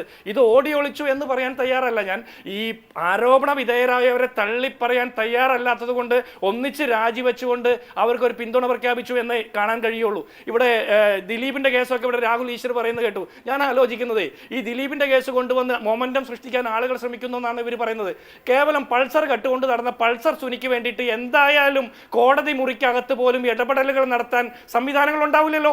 അപ്പോൾ ഏതൊക്കെയോ ഉന്നതർക്ക് വേണ്ടിയിട്ടാണ് ആക്രമിക്കപ്പെട്ട നടിയുമായി ബന്ധപ്പെട്ട ദൃശ്യങ്ങൾ, അവരുടെ മറ്റ് ടേപ്പുകളെല്ലാം പരിശോധിക്കാൻ ആളുകൾ ഇടപെട്ടത്.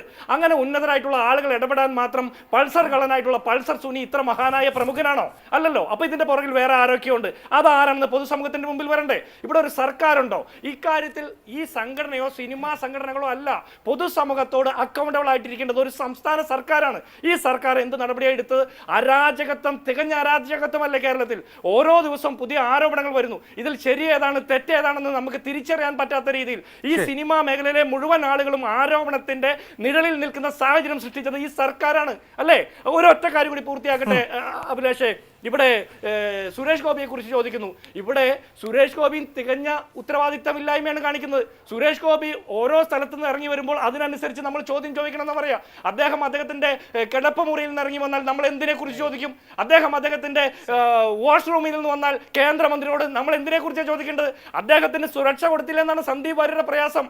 അദ്ദേഹം ഏത് രീതിയിൽ ഏത് സ്ഥലത്തിരിക്കുമ്പോഴാണ് നമ്മൾ സുരക്ഷ കൊടുക്കേണ്ടത്? അതുകൂടി പറയണ്ടേ? ഒറ്റ കാര്യം, ഈ ചോദ്യം കൊണ്ട് കുത്തിക്കൊല ചെയ്യപ്പെടും എന്നുള്ള പേടി പേടിയുള്ള ഒരാളൊക്കെ ആണെങ്കിൽ പിന്നെ എന്തിനാ ഈ പണിക്ക് പോകുന്നത്? ഞാൻ MP ആയാൽ ഞാൻ ഈ വലിയ മലമറിക്കുമെന്നൊക്കെ പറഞ്ഞ ആളുകൾ ചോദ്യങ്ങൾ കേൾക്കുമ്പോൾ എന്തിനാ പേടിക്കുന്നത്? മാത്രമല്ല ഇത്തരം ചോദ്യങ്ങൾ വരുമ്പോൾ സിറിയയിൽ ആട് വയ്ക്കാൻ പോയ സ്ഥിരം കഥ പറയാതെ നിങ്ങൾ ഈ വിഷയത്തെ അഡ്രസ് ചെയ്യാൻ BJP തയ്യാറുണ്ടോ? BJPയുടെ സംസ്ഥാന പ്രസിഡന്റ് പറഞ്ഞ അത്തരം നിലപാടിലേക്കെങ്കിലും എത്താനായിട്ട് BJPയുടെ വക്താവ് തയ്യാറാകേണ്ടതല്ലേ? ഇവിടെ ഒരു കാര്യം സൂചിപ്പിക്കാനുള്ളത്, ഈ മുകേഷിനെയാണ് ഇവർ നയരൂപീകരണ സമിതിയിൽ പെടുത്തിയിരിക്കുന്നത് അല്ലേ? മുകേഷിനെതിരെ നിരവധി ആരോപണങ്ങളുണ്ട്. ഇന്ന് കഴിഞ്ഞ ദിവസം രാജിവെച്ച രഞ്ജിത്ത്, അദ്ദേഹം ഈ ചെയർമാനായിരുന്നല്ലോ അക്കാദമിയുടെ, ഈ രഞ്ജിത്ത് ഉൾപ്പെടെയുള്ള ആളുകളായിരിക്കുമായിരിക്കില്ലോ കോൺക്ലേവിന് നേതൃത്വം കൊടുക്കേണ്ട, ചെയർ ചെയ്യേണ്ട ആളുകൾ അല്ലേ? അദ്ദേഹത്തിനെതിരെ ആരോപണം വന്നില്ലായിരുന്നെങ്കിൽ അവരൊക്കെ നയിക്കുന്ന കോൺക്ലേവിൽ എത്രത്തോളം നീതി നടപ്പാക്കപ്പെടും എന്നുള്ള സംശയം നമുക്ക് മുമ്പിലുണ്ടല്ലോ. പൊതുസമൂഹത്തിന്റെ മുമ്പിൽ അനാവൃതമായി നിൽക്കുമ്പോൾ ഇവർക്ക് ഉത്തരവാദിത്വബോധത്തോടെ സംസാരിക്കാൻ പോലും കഴിയുന്നില്ലെങ്കിൽ ഇവർ എല്ലാ കാലത്തും വേട്ടക്കാരോടൊപ്പമാണ്, നാളെയുമായിരിക്കും എന്നുള്ള ബോധ്യത്തിലേ നമുക്ക് എത്താൻ പറ്റുള്ളൂ. ശരി, ഓക്കെ. അവിടെ ശ്രീ രാഹുൽ ഈശ്വർ, ഇപ്പോൾ അമ്മയുടെ എക്സിക്യൂട്ടീവ് കമ്മിറ്റി രാജിവെക്കുന്നത് കൊണ്ട് ആകപ്പാടെ ഞാനൊരു ഗുണം കാണുന്നത് മോഹൻലാലിനാണ്. ഇല്ലെങ്കിൽ അദ്ദേഹത്തിന് മുകളിൽ സമ്മർദ്ദം, മാധ്യമങ്ങളെ അഭിമുഖീകരിക്കൂ, പറയൂ, മിണ്ടൂ. ഇതിപ്പോൾ ഭാരവാഹിത്വമൊന്നുമില്ലല്ലോ, അതുകൊണ്ട് അദ്ദേഹത്തിനെതിരെ ആരോപണമൊന്നും ഉയർന്നില്ലെങ്കിൽ ചെന്നൈയിൽ ഇരുന്നാൽ മതി, ഇവിടേക്ക് വന്ന് ആരെയും കാണുകയോ വിശദീകരിക്കുകയോ ചെയ്യേണ്ട. ഇത് ശരിക്കും ഉത്തരവാദിത്വത്തിൽ നിന്ന് ഒഴിയുക എന്ന പ്രക്രിയയല്ലേ? അതിനപ്പുറത്ത് ഹേമ കമ്മിറ്റി വളരെ ഷോക്കിംഗ് ആയിട്ടുള്ള കുറേ കണ്ടെത്തലുകൾ മലയാള സിനിമയിലെ കാര്യങ്ങളെക്കുറിച്ച് നടത്തിയിരിക്കുന്നു. അപ്പോൾ ഇത് ശരിയാക്കപ്പെടണം, ഇത് കൃത്യമായി പരിഹരിക്കപ്പെടണം. സിനിമയിലെ സ്ത്രീകൾ യാതൊരു തരത്തിലുള്ള ചൂഷണങ്ങളും ഇനിമേൽ അനുഭവിക്കാൻ പാടില്ല. ഞങ്ങളുടെ സംഘടന ഇതിന് മുൻകൈ എടുക്കും എന്നുള്ള നിലയിൽ പ്രവർത്തിക്കാൻ ബാധ്യതയുള്ള ഒരു സംഘടന ഇങ്ങനെയാണോ ചെയ്യേണ്ടത്? അഭിലാഷ്, ഒരു കാര്യം ആലോചിക്കണം. എന്ത് ചെയ്താലും നമ്മൾ അവർ കുറ്റക്കാരാണെന്ന് പറയുന്ന ഒരു ആറ്റിറ്റ്യൂഡ് പലപ്പോഴും നമുക്കുണ്ട്. അതായത് സിദ്ദിഖ് രാജിവെച്ചു, കണ്ടോ രാജിവെച്ചത് പേടിച്ച് കാരണമല്ലേ, നിങ്ങൾക്ക് എന്തുകൊണ്ട് മടിയിൽ കനവില്ലെങ്കിൽ എന്തിന് രാജിവെക്കണം, ശക്തമായിട്ട് നിൽക്കണ്ടേ എന്ന് ചോദിക്കാം. രാജിവെച്ചില്ലെങ്കിൽ എന്ത് പറയും, കണ്ടോ ഉത്തരവാദിത്തത്തിൽ ഇരിക്കുകയല്ലേ. അപ്പൊ ഇതിന്റെ പ്രശ്നം എന്ന് പറഞ്ഞാൽ ഇംഗ്ലീഷിൽ പറയും. അതായത് ചെയ്താലും കുഴപ്പം, ചെയ്തില്ലെങ്കിലും രാജിവെച്ച ആളുകൾക്കെതിരെ ആരോപണമൊന്നുമില്ല. സംഘടന എന്നുള്ള നിലയിൽ നീതിക്ക് വേണ്ടി നിലകൊണ്ടില്ല എന്ന ആക്ഷേപമേ ഉള്ളൂ. സംഘടന ഒരു സംവിധാനം എന്ന നിലയിൽ കുറെ കൂടെ ഉയർന്നു പ്രവർത്തിക്കണം, ആ ധാർമ്മികത ഉയർത്തി. ഞാൻ അവിടെയാണ് ഒരു കാര്യം, മാധ്യമങ്ങളും കൂടി സെൽഫ് ഇൻട്രോസ്പെക്ട് ചെയ്യണം. ഞാൻ സിനിമാ മേഖലയിലെ പ്രമുഖനായ അരുൺ നാരായണനോട് സംസാരിക്കാൻ, അദ്ദേഹം ചോദിച്ചൊരു കാര്യമുണ്ട്. ഇപ്പോൾ നമ്മുടെ കാന്താര വേഴ്സസ് മമ്മൂട്ടി അല്ലെങ്കിൽ ഋഷഭ് ഷെട്ടി വേഴ്സസ് മമ്മൂട്ടിയാണ് വലിയ ഫൈറ്റ് എന്ന് നമ്മുടെ മാധ്യമങ്ങൾ പല ആഴ്ചകളായി പറഞ്ഞു. അവസാനം മമ്മൂട്ടിക്ക് അവാർഡ് കിട്ടാത്തപ്പം മമ്മൂട്ടി മുസ്ലിം ആയതുകൊണ്ട് BJP-ക്കാർ കൊടുത്തില്ല എന്നൊക്കെയുള്ള നെറേറ്റീവ് വന്നു. അവസാനം എന്തു പറ്റി, മമ്മൂട്ടി കമ്പനി ഇതിന് അവാർഡ് അയച്ചിട്ട് പോലും ഇല്ലായിരുന്നു. അപ്പോൾ നമ്മുടെ സ്പെക്കുലേഷൻ പലപ്പോഴും സമൂഹത്തിലേക്ക് കൊണ്ടുവരുമ്പം വിദ്വേഷവും പരസ്പര വിഭാഗീയതയും ഒക്കെ വരുന്നുണ്ട്. അപ്പോൾ അതിനപ്പുറം നമ്മുടെ മാധ്യമങ്ങൾ കുറെ കൂടെ റെസ്ട്രെയിൻറ്റോടെ, സംയമനത്തോടെ, അവിടെ ഒരു പേര് തന്നെ എടുത്തു പറയണം, WCC ഏറ്റവും സംയമനത്തോടാണ് ഇത് ചെയ്തത്. കാര്യം ഞാനും WCC-ക്കാരും പല ചർച്ചകളിലും തല്ലുകൂടിയിട്ടുണ്ട്. പക്ഷേ ഈ വിഷയം വന്നപ്പോൾ എത്ര സംയമനത്തോടെ, എത്ര സമവായത്തോടെ, ഒരുമയുടെ സ്വരത്തിൽ WCC-ക്ക് ഉയർത്താൻ കഴിഞ്ഞു. ഇതേവരെ പോരാടിയ രേവതി മാഡമോ അല്ലെങ്കിൽ ഭാഗ്യലക്ഷ്മി ചേച്ചിയോ അവരെക്കാട്ടി കൂടുതൽ വലിയ പോരാളികളാണ് ഞങ്ങളെന്ന് ഭാവിക്കുന്ന ഒരുപാട് പേരാണ് ഫൈറ്റ് ചെയ്യുന്നത്. യഥാർത്ഥത്തിൽ ഫൈറ്റ് ചെയ്ത ഭാഗ്യലക്ഷ്മിയും രേവതിയും അല്ലെങ്കിൽ പാർവതി അടക്കമുള്ള ഒരുപാട് പേരുണ്ട്. അപ്പോൾ അവരെക്കാട്ടി കൂടുതൽ ഞങ്ങളാണ് എന്ന് കാണിക്കാൻ നമ്മൾ നോക്കിയിട്ട് രാഷ്ട്രീയപരമായി, ഞാൻ ആരെയും പറയുന്നില്ല, ഇത് രാഷ്ട്രീയപരമായി അങ്ങനെ കാണിക്കാൻ ചില ആൾക്കാർ നോക്കി പേര് പറയുന്നത് അടികൂടാൻ വേണ്ടിയിട്ടല്ല. അവിടെയാണ് ചാണ്ടി ഉമ്മന്റെ നിലപാടാണ് കേരളം ശ്രദ്ധിക്കേണ്ടത്. ചാണ്ടി ഉമ്മൻ പറഞ്ഞ പ്രസക്തമായ കാര്യമാണ്, എൻ്റെ അച്ഛനെ വേട്ടയാടിയതാണ്, അതേപോലെ വേറെ ആരെയും വേട്ടയാടപ്പെടരുത്, മലയാള സിനിമ വേട്ടയാടപ്പെടരുത്. കാരണം വേട്ടയാടുന്നതിന്റെ വിഷമം നമുക്കുണ്ട്. അവിടെയാണ് കേരളം യഥാർത്ഥത്തിൽ മിസ് ചെയ്യുന്നത്. ഉമ്മൻചാണ്ടി സാറിനെ പോലൊരു സ്റ്റേറ്റ്സ്മാനാണ്. ഉമ്മൻചാണ്ടി സാർ ഉണ്ടെങ്കിൽ ഉറപ്പായിട്ട് പറഞ്ഞേനേം, ഈ വേട്ടയാടലിന്റെ വേദന എനിക്കറിയാം, അതുകൊണ്ട് ബാക്കിയുള്ളവരെ വേട്ടയാടരുത്. അത് നാളെ രഞ്ജിത്തിനാണെങ്കിലും സിദ്ദിഖിനാണെങ്കിലും അല്ലെങ്കിൽ സുധീഷിനാണെങ്കിലും ബാക്കി ആരാണെങ്കിലും ഇവർക്കെതിരെ ആരോപണം വരികയാണ്. മാതൃഭൂമി ലൈവിൽ ഇരുന്നപ്പോൾ ഒരു പ്രമുഖ, നമ്മുടെ എന്തിനാ പ്രമുഖമൊന്നുമില്ല, ഇപ്പൊ ജയനെതിരെ ഒരു ആരോപണം ഇവിടെ ഇരുന്ന ഒരാൾ ഉന്നയിക്കുകയാണ്, ചേട്ടാ 22 വർഷമൊന്നും അങ്ങനെ പറഞ്ഞില്ലേ. ഇതിന്റെ പ്രശ്നം എന്ന് പറഞ്ഞാൽ ഇതിനൊരു അവസാനം ഉണ്ടാകണം. അപ്പോൾ അവിടെയാണ് ഇപ്പോൾ എന്തായാലും എല്ലാവരും രണ്ട് കാര്യത്തിലേക്ക് എഗ്രിമെന്റ് ഉണ്ട്. പരാതി ഇല്ലാതെ കേസെടുക്കണമെന്ന് പ്രശ്നമില്ല, ഒന്നെങ്കിൽ പെൺകുട്ടി പരാതി കൊടുക്കും അല്ലെങ്കിൽ പുരുഷൻ പരാതി കൊടുക്കും. ഡിഫമേഷൻ ഒക്കെ ഉള്ള കേസുകൾ എല്ലാവരും മുമ്പോട്ട് പോകുന്നുണ്ട്. അതുകൊണ്ട് അത് ശക്തമായി എന്തായാലും ഒരു പോസിറ്റീവ് കൺക്ലൂഷനിലേക്ക് വരും. രണ്ട്, ഇതിനൊരു ചേഞ്ച് ഉണ്ടാവണം എന്ന നിലപാടിലേക്കും എല്ലാവരും വന്നു കഴിഞ്ഞു. ആ ചേഞ്ചിലേക്കും കൂടുതൽ ആൾക്കാർ പോസിറ്റീവായി വരുമ്പോൾ മുമ്പോട്ട് പോകാൻ കഴിയണം. നേരത്തെ ശ്രീമതി ഉഷാസീന ഉണ്ടെങ്കിൽ ഒരു കാര്യം കൂടെ, എൻ്റെ വീട്ടിൽ നിന്ന് അയച്ച മെസ്സേജ് അടക്കം ഈ തിരുവനന്തപുരം ലോബിയെക്കുറിച്ച് പറഞ്ഞുകൊണ്ടാണ്. പൂന്താനം നമ്പൂതിരിയായിട്ട് നമ്മൾ ഇന്നും കാണുന്നത് നമ്മുടെ പ്രേംനസീറിനെയാണെന്ന് പറയുകയുണ്ടായി. അപ്പോൾ ഇത്തരം വിഷയങ്ങൾ മാഡം പോസിറ്റീവായിട്ടായിരിക്കും ഉദ്ദേശിച്ചത്. നമ്മുടെ സാമുദായികത, നമ്മുടെ വർഗം, നമ്മുടെ ജാതി, മതം, ഇത്തരം വിഷയങ്ങൾ ഇതിലേക്ക് കൊണ്ടുവന്ന് പവർ സ്ട്രക്ചേഴ്സ് എല്ലാം തകർന്നു വീണു, പുതിയൊരു മുന്നേറ്റം ഉണ്ടാകുമെന്ന് പറയുന്നതിനെക്കാട്ടി പൃഥ്വിരാജ്, അമ്മയുടെ പ്രസിഡന്റ് ആകാൻ ഏറ്റവും യോഗ്യൻ പൃഥ്വിരാജ് എന്ന വ്യക്തിയാണ്. കാര്യം പൃഥ്വിരാജിന് ഒരു ബാലൻസ് ഉണ്ട്. WCC-യുടെ ഒരു വനിതയെ കൂടി വരികയാണെങ്കിൽ അതിനൊരു നല്ല ബാലൻസ് ഉണ്ട്. ഒരു പുരുഷൻ പാർവതിക്ക് വരാം, അല്ലെങ്കിൽ പത്മപ്രിയ നല്ല സംഘാടകയാണെന്നാണ് ഒന്ന് രണ്ട് WCC-യോട് ബന്ധപ്പെട്ട സുഹൃത്തുക്കൾ പറഞ്ഞത്. അപ്പോൾ പൃഥ്വിരാജും പത്മപ്രിയയും പാർവതിയും അടക്കമുള്ള ലീഡർഷിപ്പ് വരട്ടെ, അത് അതിന് ഈ മുതിർന്ന തലമുറയുടെ അനുഗ്രഹാശംസകളൂടെ, മോഹൻലാലിന്റെ, മമ്മൂട്ടിയുടെ, അല്ലെങ്കിൽ അവരുടെ അനുഗ്രഹാശം പോണ്ടേ? ഇവരുടെ ഇടയിൽ നന്മ ഉണ്ടാകാനല്ലേ നോക്കേണ്ടത്? ഈ കലക്കവളത്തിൽ മീൻ പിടിക്കാനാണോ, തമ്മിൽ തല്ലിക്കാനാണോ? ഓക്കെ, ഇതിൽ ശ്രീമതി ധന്യ, തമ്മിൽ തല്ലിൻ്റെ പ്രശ്നമാണോ ഇപ്പോൾ അമ്മയിലുള്ളത്? അമ്മയെ സംബന്ധിച്ച് ഇപ്പോൾ അമ്മ എന്ന് പറയുന്ന സംഘടനാ സംവിധാനമില്ല, ഒരു അഡ്ഹോക് കമ്മിറ്റിയും അതിൻ്റെ മെമ്പർമാരുമാണ് ഇനി ഉണ്ടാവുക 2 മാസം വരെ. അതിനുശേഷം ഒരു തെരഞ്ഞെടുപ്പൊക്കെ നടന്നേക്കാം.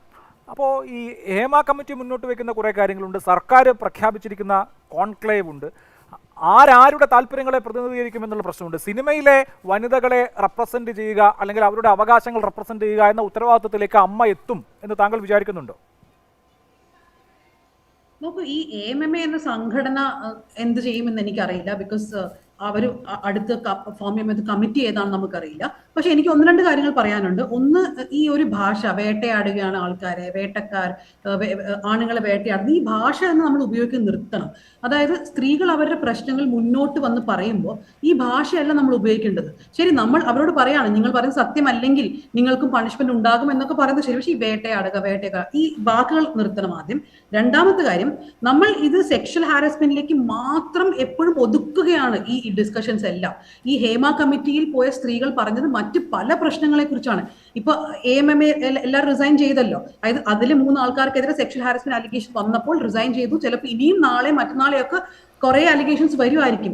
പക്ഷെ അതല്ലാതെ സിസ്റ്റമിക് ആയിട്ടുള്ള പ്രശ്നങ്ങൾ ഈ ഇൻഡസ്ട്രിയിൽ ഉണ്ട് എന്ന് അത് സാലറി ആയാലും, സാലറി സ്ട്രക്ചേഴ്സ് ആയാലും, ടോയ്ലറ്റുകൾ ഇല്ലാത്തായാലും, അങ്ങനെ എത്രയോ പ്രശ്നങ്ങളുണ്ട്. ഇതിനെല്ലാം സർക്കാരിന് ഒരു ലോ ഡ്രാഫ്റ്റ് ചെയ്യാൻ പറ്റാവുന്നതാണ്. നമ്മൾ അതിനാണ് പുഷ് ചെയ്യേണ്ടത്. പിന്നെ എനിക്ക് വേറെ കാര്യം പറയാനുള്ള, എല്ലാ ചർച്ചകളിലും ഇത് പഴയ തലമുറ ചെയ്യുന്ന ഒരു കാര്യമായി, ഇപ്പൊ സെക്ഷൽ ഹാരസ്മെന്റ് ആയാൽ പോലും ഇത് മലയാളത്തിലെ പഴയ തലമുറ മാത്രം ചെയ്തൊരു കാര്യമായി നമ്മൾ ഇതിനെ ഒതുക്കരുത്. പുതിയ തലമുറയിലും പലരും ഇത് ചെയ്യുന്നുണ്ട്. കഴിഞ്ഞ 2-3 ദിവസങ്ങളായി ഒരു ജേർണലിസ്റ്റ് നിലയ്ക്ക് ഞാൻ ഒരുപാട്, അതായത് യങ് ആയിട്ട് ഇൻഡസ്ട്രിയിൽ വരുന്ന ഒരുപാട് ആൾക്കാരോട് സംസാരിച്ചിട്ടുണ്ട്. അവരൊന്നും ആരെയും വേട്ടയാടാൻ വേണ്ടി എന്നോട് പറയുന്നതല്ല. ഞാൻ ഈ സ്റ്റോറി പുറത്ത് എഴുതാൻ പോലും പോകാത്ത എത്രയോ കാര്യങ്ങളാണ്. പക്ഷെ എത്രയോ യങ് ആയിട്ടുള്ള script writers, ADs, production controllers, ഇവരെല്ലാവരും ഉപദ്രവിക്കുന്ന കഥകൾ ഇപ്പോഴും ഷെയർ ചെയ്യുന്ന എത്രയോ ആൾക്കാരുണ്ട്. അതായത് മറ്റു കോളേജിൽ, ഫിലിം ഇൻസ്റ്റിറ്റ്യൂട്ടിലും അവിടെ നിന്നൊക്കെ പഠിച്ചു വന്ന് കേരളത്തിൽ ജോലി എടുക്കുന്ന ആൾക്കാർ വരെ പറയുന്നത് ഇതൊരു വലിയ അൺസേഫ് ഇൻഡസ്ട്രി ആണെന്ന് നമുക്ക് അറിയില്ലായിരുന്നു എന്ന് പോലും പറയുന്ന ആൾക്കാരുണ്ട്. അപ്പൊ ഈ ഇൻഡസ്ട്രിയിൽ ഒരു മാറ്റം വരേണ്ടതാണ്. അതിപ്പോ ഒരു AMMA മാത്രം വിചാരിച്ചാൽ പറ്റില്ല, അല്ലെങ്കിൽ ഒരു FEFC മാത്രം വിചാരിച്ചാൽ പറ്റില്ല. ഇവരെല്ലാവരും തന്നെ ഒരുമിച്ച് വരേണ്ടതാണ്. തീർച്ചയായും. അവിടെ ശ്രീ സന്ദീപ് വാര്യർ, ഇപ്പോൾ നമ്മൾ നേരത്തെ തർക്കിച്ച പോയിന്റിൽ നിന്നാണ് ഞാൻ ഈ അമ്മയുടെ കാര്യത്തിലേക്ക് വന്നത്. താങ്കളുടെ നേരത്തെ ഫേസ്ബുക്ക് പോസ്റ്റ് നോക്കുകയായിരുന്നു. BJPയുടെ അഭിപ്രായം സംസ്ഥാന പ്രസിഡന്റ് ശ്രീ K. സുരേന്ദ്രൻ പറഞ്ഞതാണ്. BJPയുടെ സംസ്ഥാന പ്രസിഡന്റ് ശ്രീ K. സുരേന്ദ്രൻ പറഞ്ഞതാണ് BJPയുടെ അഭിപ്രായം എന്ന് താങ്കൾ പറയുമ്പോൾ സുരേഷ് ഗോപി പറഞ്ഞതല്ല BJPയുടെ അഭിപ്രായം എന്നുകൂടിയാണല്ലോ സ്വാഭാവികമായും മനസ്സിലാക്കേണ്ടത്. അല്ല, അതിലെന്താ സംശയമുള്ള? ശ്രീ സുരേഷ് ഗോപിയും ആ കാര്യം തന്നെയാണ് ഇന്ന് സംസാരിച്ചപ്പോൾ പറഞ്ഞത്. BJPയുടെ അഭിപ്രായം ശ്രീ K. സുരേന്ദ്രൻ പറഞ്ഞാണ്. അത് അർത്ഥശങ്കയ്ക്കിടയില്ലാത്ത വിധം സംസ്ഥാന പ്രസിഡന്റ് പറഞ്ഞിട്ടുണ്ട്. മുകേഷ് എന്ന് പറയുന്ന കേരളത്തിലെ MLA-ക്കെതിരെ ഉയർന്നിട്ടുള്ള ആരോപണങ്ങൾ അത് വളരെ അതീവ ഗൗരവകരമാണ്. ഇവിടെ രഞ്ജിത്ത് രാജിവെച്ച് മാറി നിൽക്കുന്നു, സിദ്ദീഖ് അദ്ദേഹം ഒരു സംഘടനയുടെ ജനറൽ സെക്രട്ടറി മാത്രമാണ്, രാജിവെച്ച് മാറി നിൽക്കുന്നു, പല രാജികളും ഉണ്ടാകുന്നു. പക്ഷേ എന്തുകൊണ്ട് ഈ നിയമസഭയിലെ അംഗമായിട്ടുള്ള മുകേഷിനെ രാജിവെപ്പിക്കാൻ സംസ്ഥാന സർക്കാർ തയ്യാറാകുന്നില്ല, അല്ലെങ്കിൽ ഇവിടുത്തെ ഗവൺമെന്റ് തയ്യാറാകുന്നില്ല, മുഖ്യമന്ത്രി തയ്യാറാകുന്നില്ല എന്ന് വളരെ പ്രസക്തമായിട്ടുള്ള ചോദ്യമാണ്. BJPയുടെ നിലപാട് അത് തന്നെയാണ്. ഒരു തർക്കവും സെക്ഷൽ ഹരാസ്മെന്റ് ആക്ഷേപങ്ങൾ സംബന്ധിച്ചിട്ടുള്ള ആ നിലപാട് സുരേഷ് ഗോപിക്കില്ല. ആ നിലപാട് ചോദിച്ചതിന്റെ പേരിലാണ്, അതും കൃത്യമായിട്ട് BJPയുടെ സംസ്ഥാന പ്രസിഡന്റ് പറഞ്ഞിട്ടുണ്ട്. ഈ നിലപാട് ചോദിച്ചതിന്റെ പേരിലാണ് സുരേഷ് ഗോപി അക്കാര്യത്തിൽ BJPയുടെ സംസ്ഥാന പ്രസിഡന്റ് തന്നെ നിലപാട് പറഞ്ഞിട്ടുണ്ട്. ഒരു സെക്കൻഡ്, അല്ല ഞാൻ പറയട്ടെ എന്താ സുരേഷ് ഗോപി പറഞ്ഞത്. സുരേഷ് ഗോപി പറഞ്ഞത് law will take it's on course എന്ന് ഇംഗ്ലീഷ് പറയാറുള്ളത്. അദ്ദേഹം പറഞ്ഞു കോടതിയിലാണല്ലോ, കോടതി നോക്കട്ടെ എന്ന് പറഞ്ഞു. അതിലപ്പുറം ഒരു മന്ത്രി പദവിയിൽ ഇരിക്കുന്നയാൾ എന്താ പറയേണ്ടത്? ഇതേ കാര്യമല്ലേ ഗണേഷ് പറഞ്ഞത്? ഇതേ കാര്യമല്ലേ സംസ്ഥാന മന്ത്രിയായിട്ടുള്ള ഗണേഷ് കുമാറും പറഞ്ഞത്? സംസ്ഥാന മന്ത്രി സ്വന്തം മന്ത്രിസഭയെ അല്ലെങ്കിൽ മന്ത്രിസഭ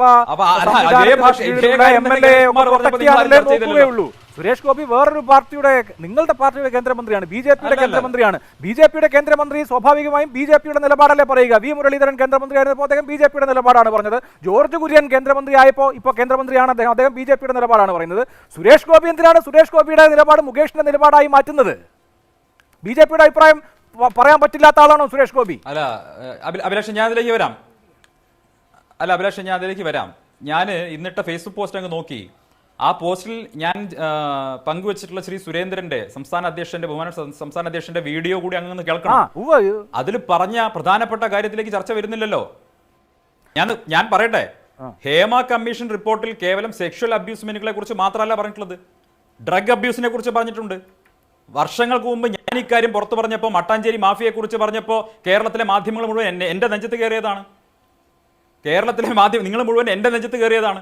അപ്പോൾ ചില കാര്യങ്ങൾ മൂടി വെക്കണം.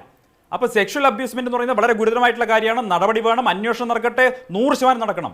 അതോടൊപ്പം ഒരു യുവ സമൂഹത്തെ മുഴുവൻ വഴിതെറ്റിക്കുന്ന ഡ്രഗ് മാഫിയയെ കുറിച്ച് എന്താ പറയാത്തത്? മട്ടാഞ്ചേരി മാഫിയയെ കുറിച്ച് എന്താ ചർച്ച ചെയ്യാത്തത്? ഹേമ കമ്മീഷൻ റിപ്പോർട്ടിൽ പറയുന്നുണ്ടല്ലോ. മട്ടാഞ്ചേരി ചർച്ച അങ്ങോട്ട് പോകുന്നില്ല. അല്ല, മൂടി വെക്കാൻ വേണ്ടിയിട്ട് ചില ആളുകൾ ശ്രമിക്കുന്നുണ്ട്. എല്ലാ കാര്യങ്ങളും മയക്കുമരുന്ന്, മയക്കുമരുന്ന്, അതുപോലെ ഈ തൊഴിൽ പ്രശ്നം, ആളുകൾക്ക് മനുഷ്യാവകാശങ്ങളില്ലാത്ത പ്രശ്നം മുഴുവൻ സമഗ്രമായിട്ടാണ് ആ പ്രശ്നം പരിഹരിക്കപ്പെടേണ്ടത്. പിന്നെ എന്തുകൊണ്ടാണ് സെക്ഷൽ അബ്യൂസ് ഇങ്ങനെ ചർച്ചയാക്കപ്പെടുന്നത് ചോദിച്ചാൽ കൂടുതൽ ആളുകൾ വന്ന് അവരുടെ അനുഭവം തുറന്നു പറയുന്നത് കൊണ്ട് അതിപ്പോൾ കൂടുതൽ ചർച്ചയാവുന്നു എന്നുള്ളതേ ഉള്ളൂ. അതിനർത്ഥം മറ്റു ഗുരുതരമായ വിഷയങ്ങൾ ചർച്ചയാകപ്പെടേണ്ടെന്നോ അല്ലെങ്കിൽ അതിന് പരിഹാരം വേണ്ടെന്നോ അല്ലല്ലോ. ഞാൻ പറയട്ടെ, അത് അല്ലല്ല അഭിലാഷ്, ഞാൻ പറഞ്ഞ് പൂർത്തിയാക്കുമ്പോൾ എനിക്ക് മനസ്സിലാവും. ഇപ്പം അഭിലാഷ് പറഞ്ഞ കാര്യം പണ്ടൊരു ചർച്ചയിൽ അഭിലാഷ് പറഞ്ഞ തന്നെയാണ്. കൂടുതൽ ഐ ക്യാച്ചിങ് ആയിട്ടുള്ള അല്ലെങ്കിൽ ഐബോൾ കിട്ടുന്നത് ഈ തരത്തിലുള്ള ചർച്ചകൾക്കാണ്, കാണുന്നതിനാണ് പ്രേക്ഷകരെ കൂടുതൽ കിട്ടുന്നത്. അതുകൊണ്ട് മാധ്യമങ്ങൾ അക്കാര്യത്തിൽ കൂടുതൽ ശ്രദ്ധിക്കുന്നതാവാം, എനിക്കത് വിരോധമൊന്നുമില്ല. പക്ഷേ ഇവിടെ പ്രധാനപ്പെട്ട കാര്യം എന്താ? സെക്ഷൽ ഹാരാസ്മെന്റ് നടക്കുന്നു, സെക്ഷൽ അബ്യൂസ് നടക്കുന്നു ഉണ്ടെങ്കിൽ തീർച്ചയായിട്ടും ഗുരുതരമായിട്ടുള്ള രീതിയിലുള്ള അന്വേഷണം നടക്കണം. ആ കാര്യത്തിൽ കൃത്യമായിട്ടുള്ള നിലപാടുകൾ ഉണ്ടാവണം. അത് ചെയ്ത ആളുകൾ ശിക്ഷിക്കപ്പെടണം. ഒരു തർക്കവും കാര്യത്തിലില്ല, കൃത്യമായി നടക്കട്ടെ.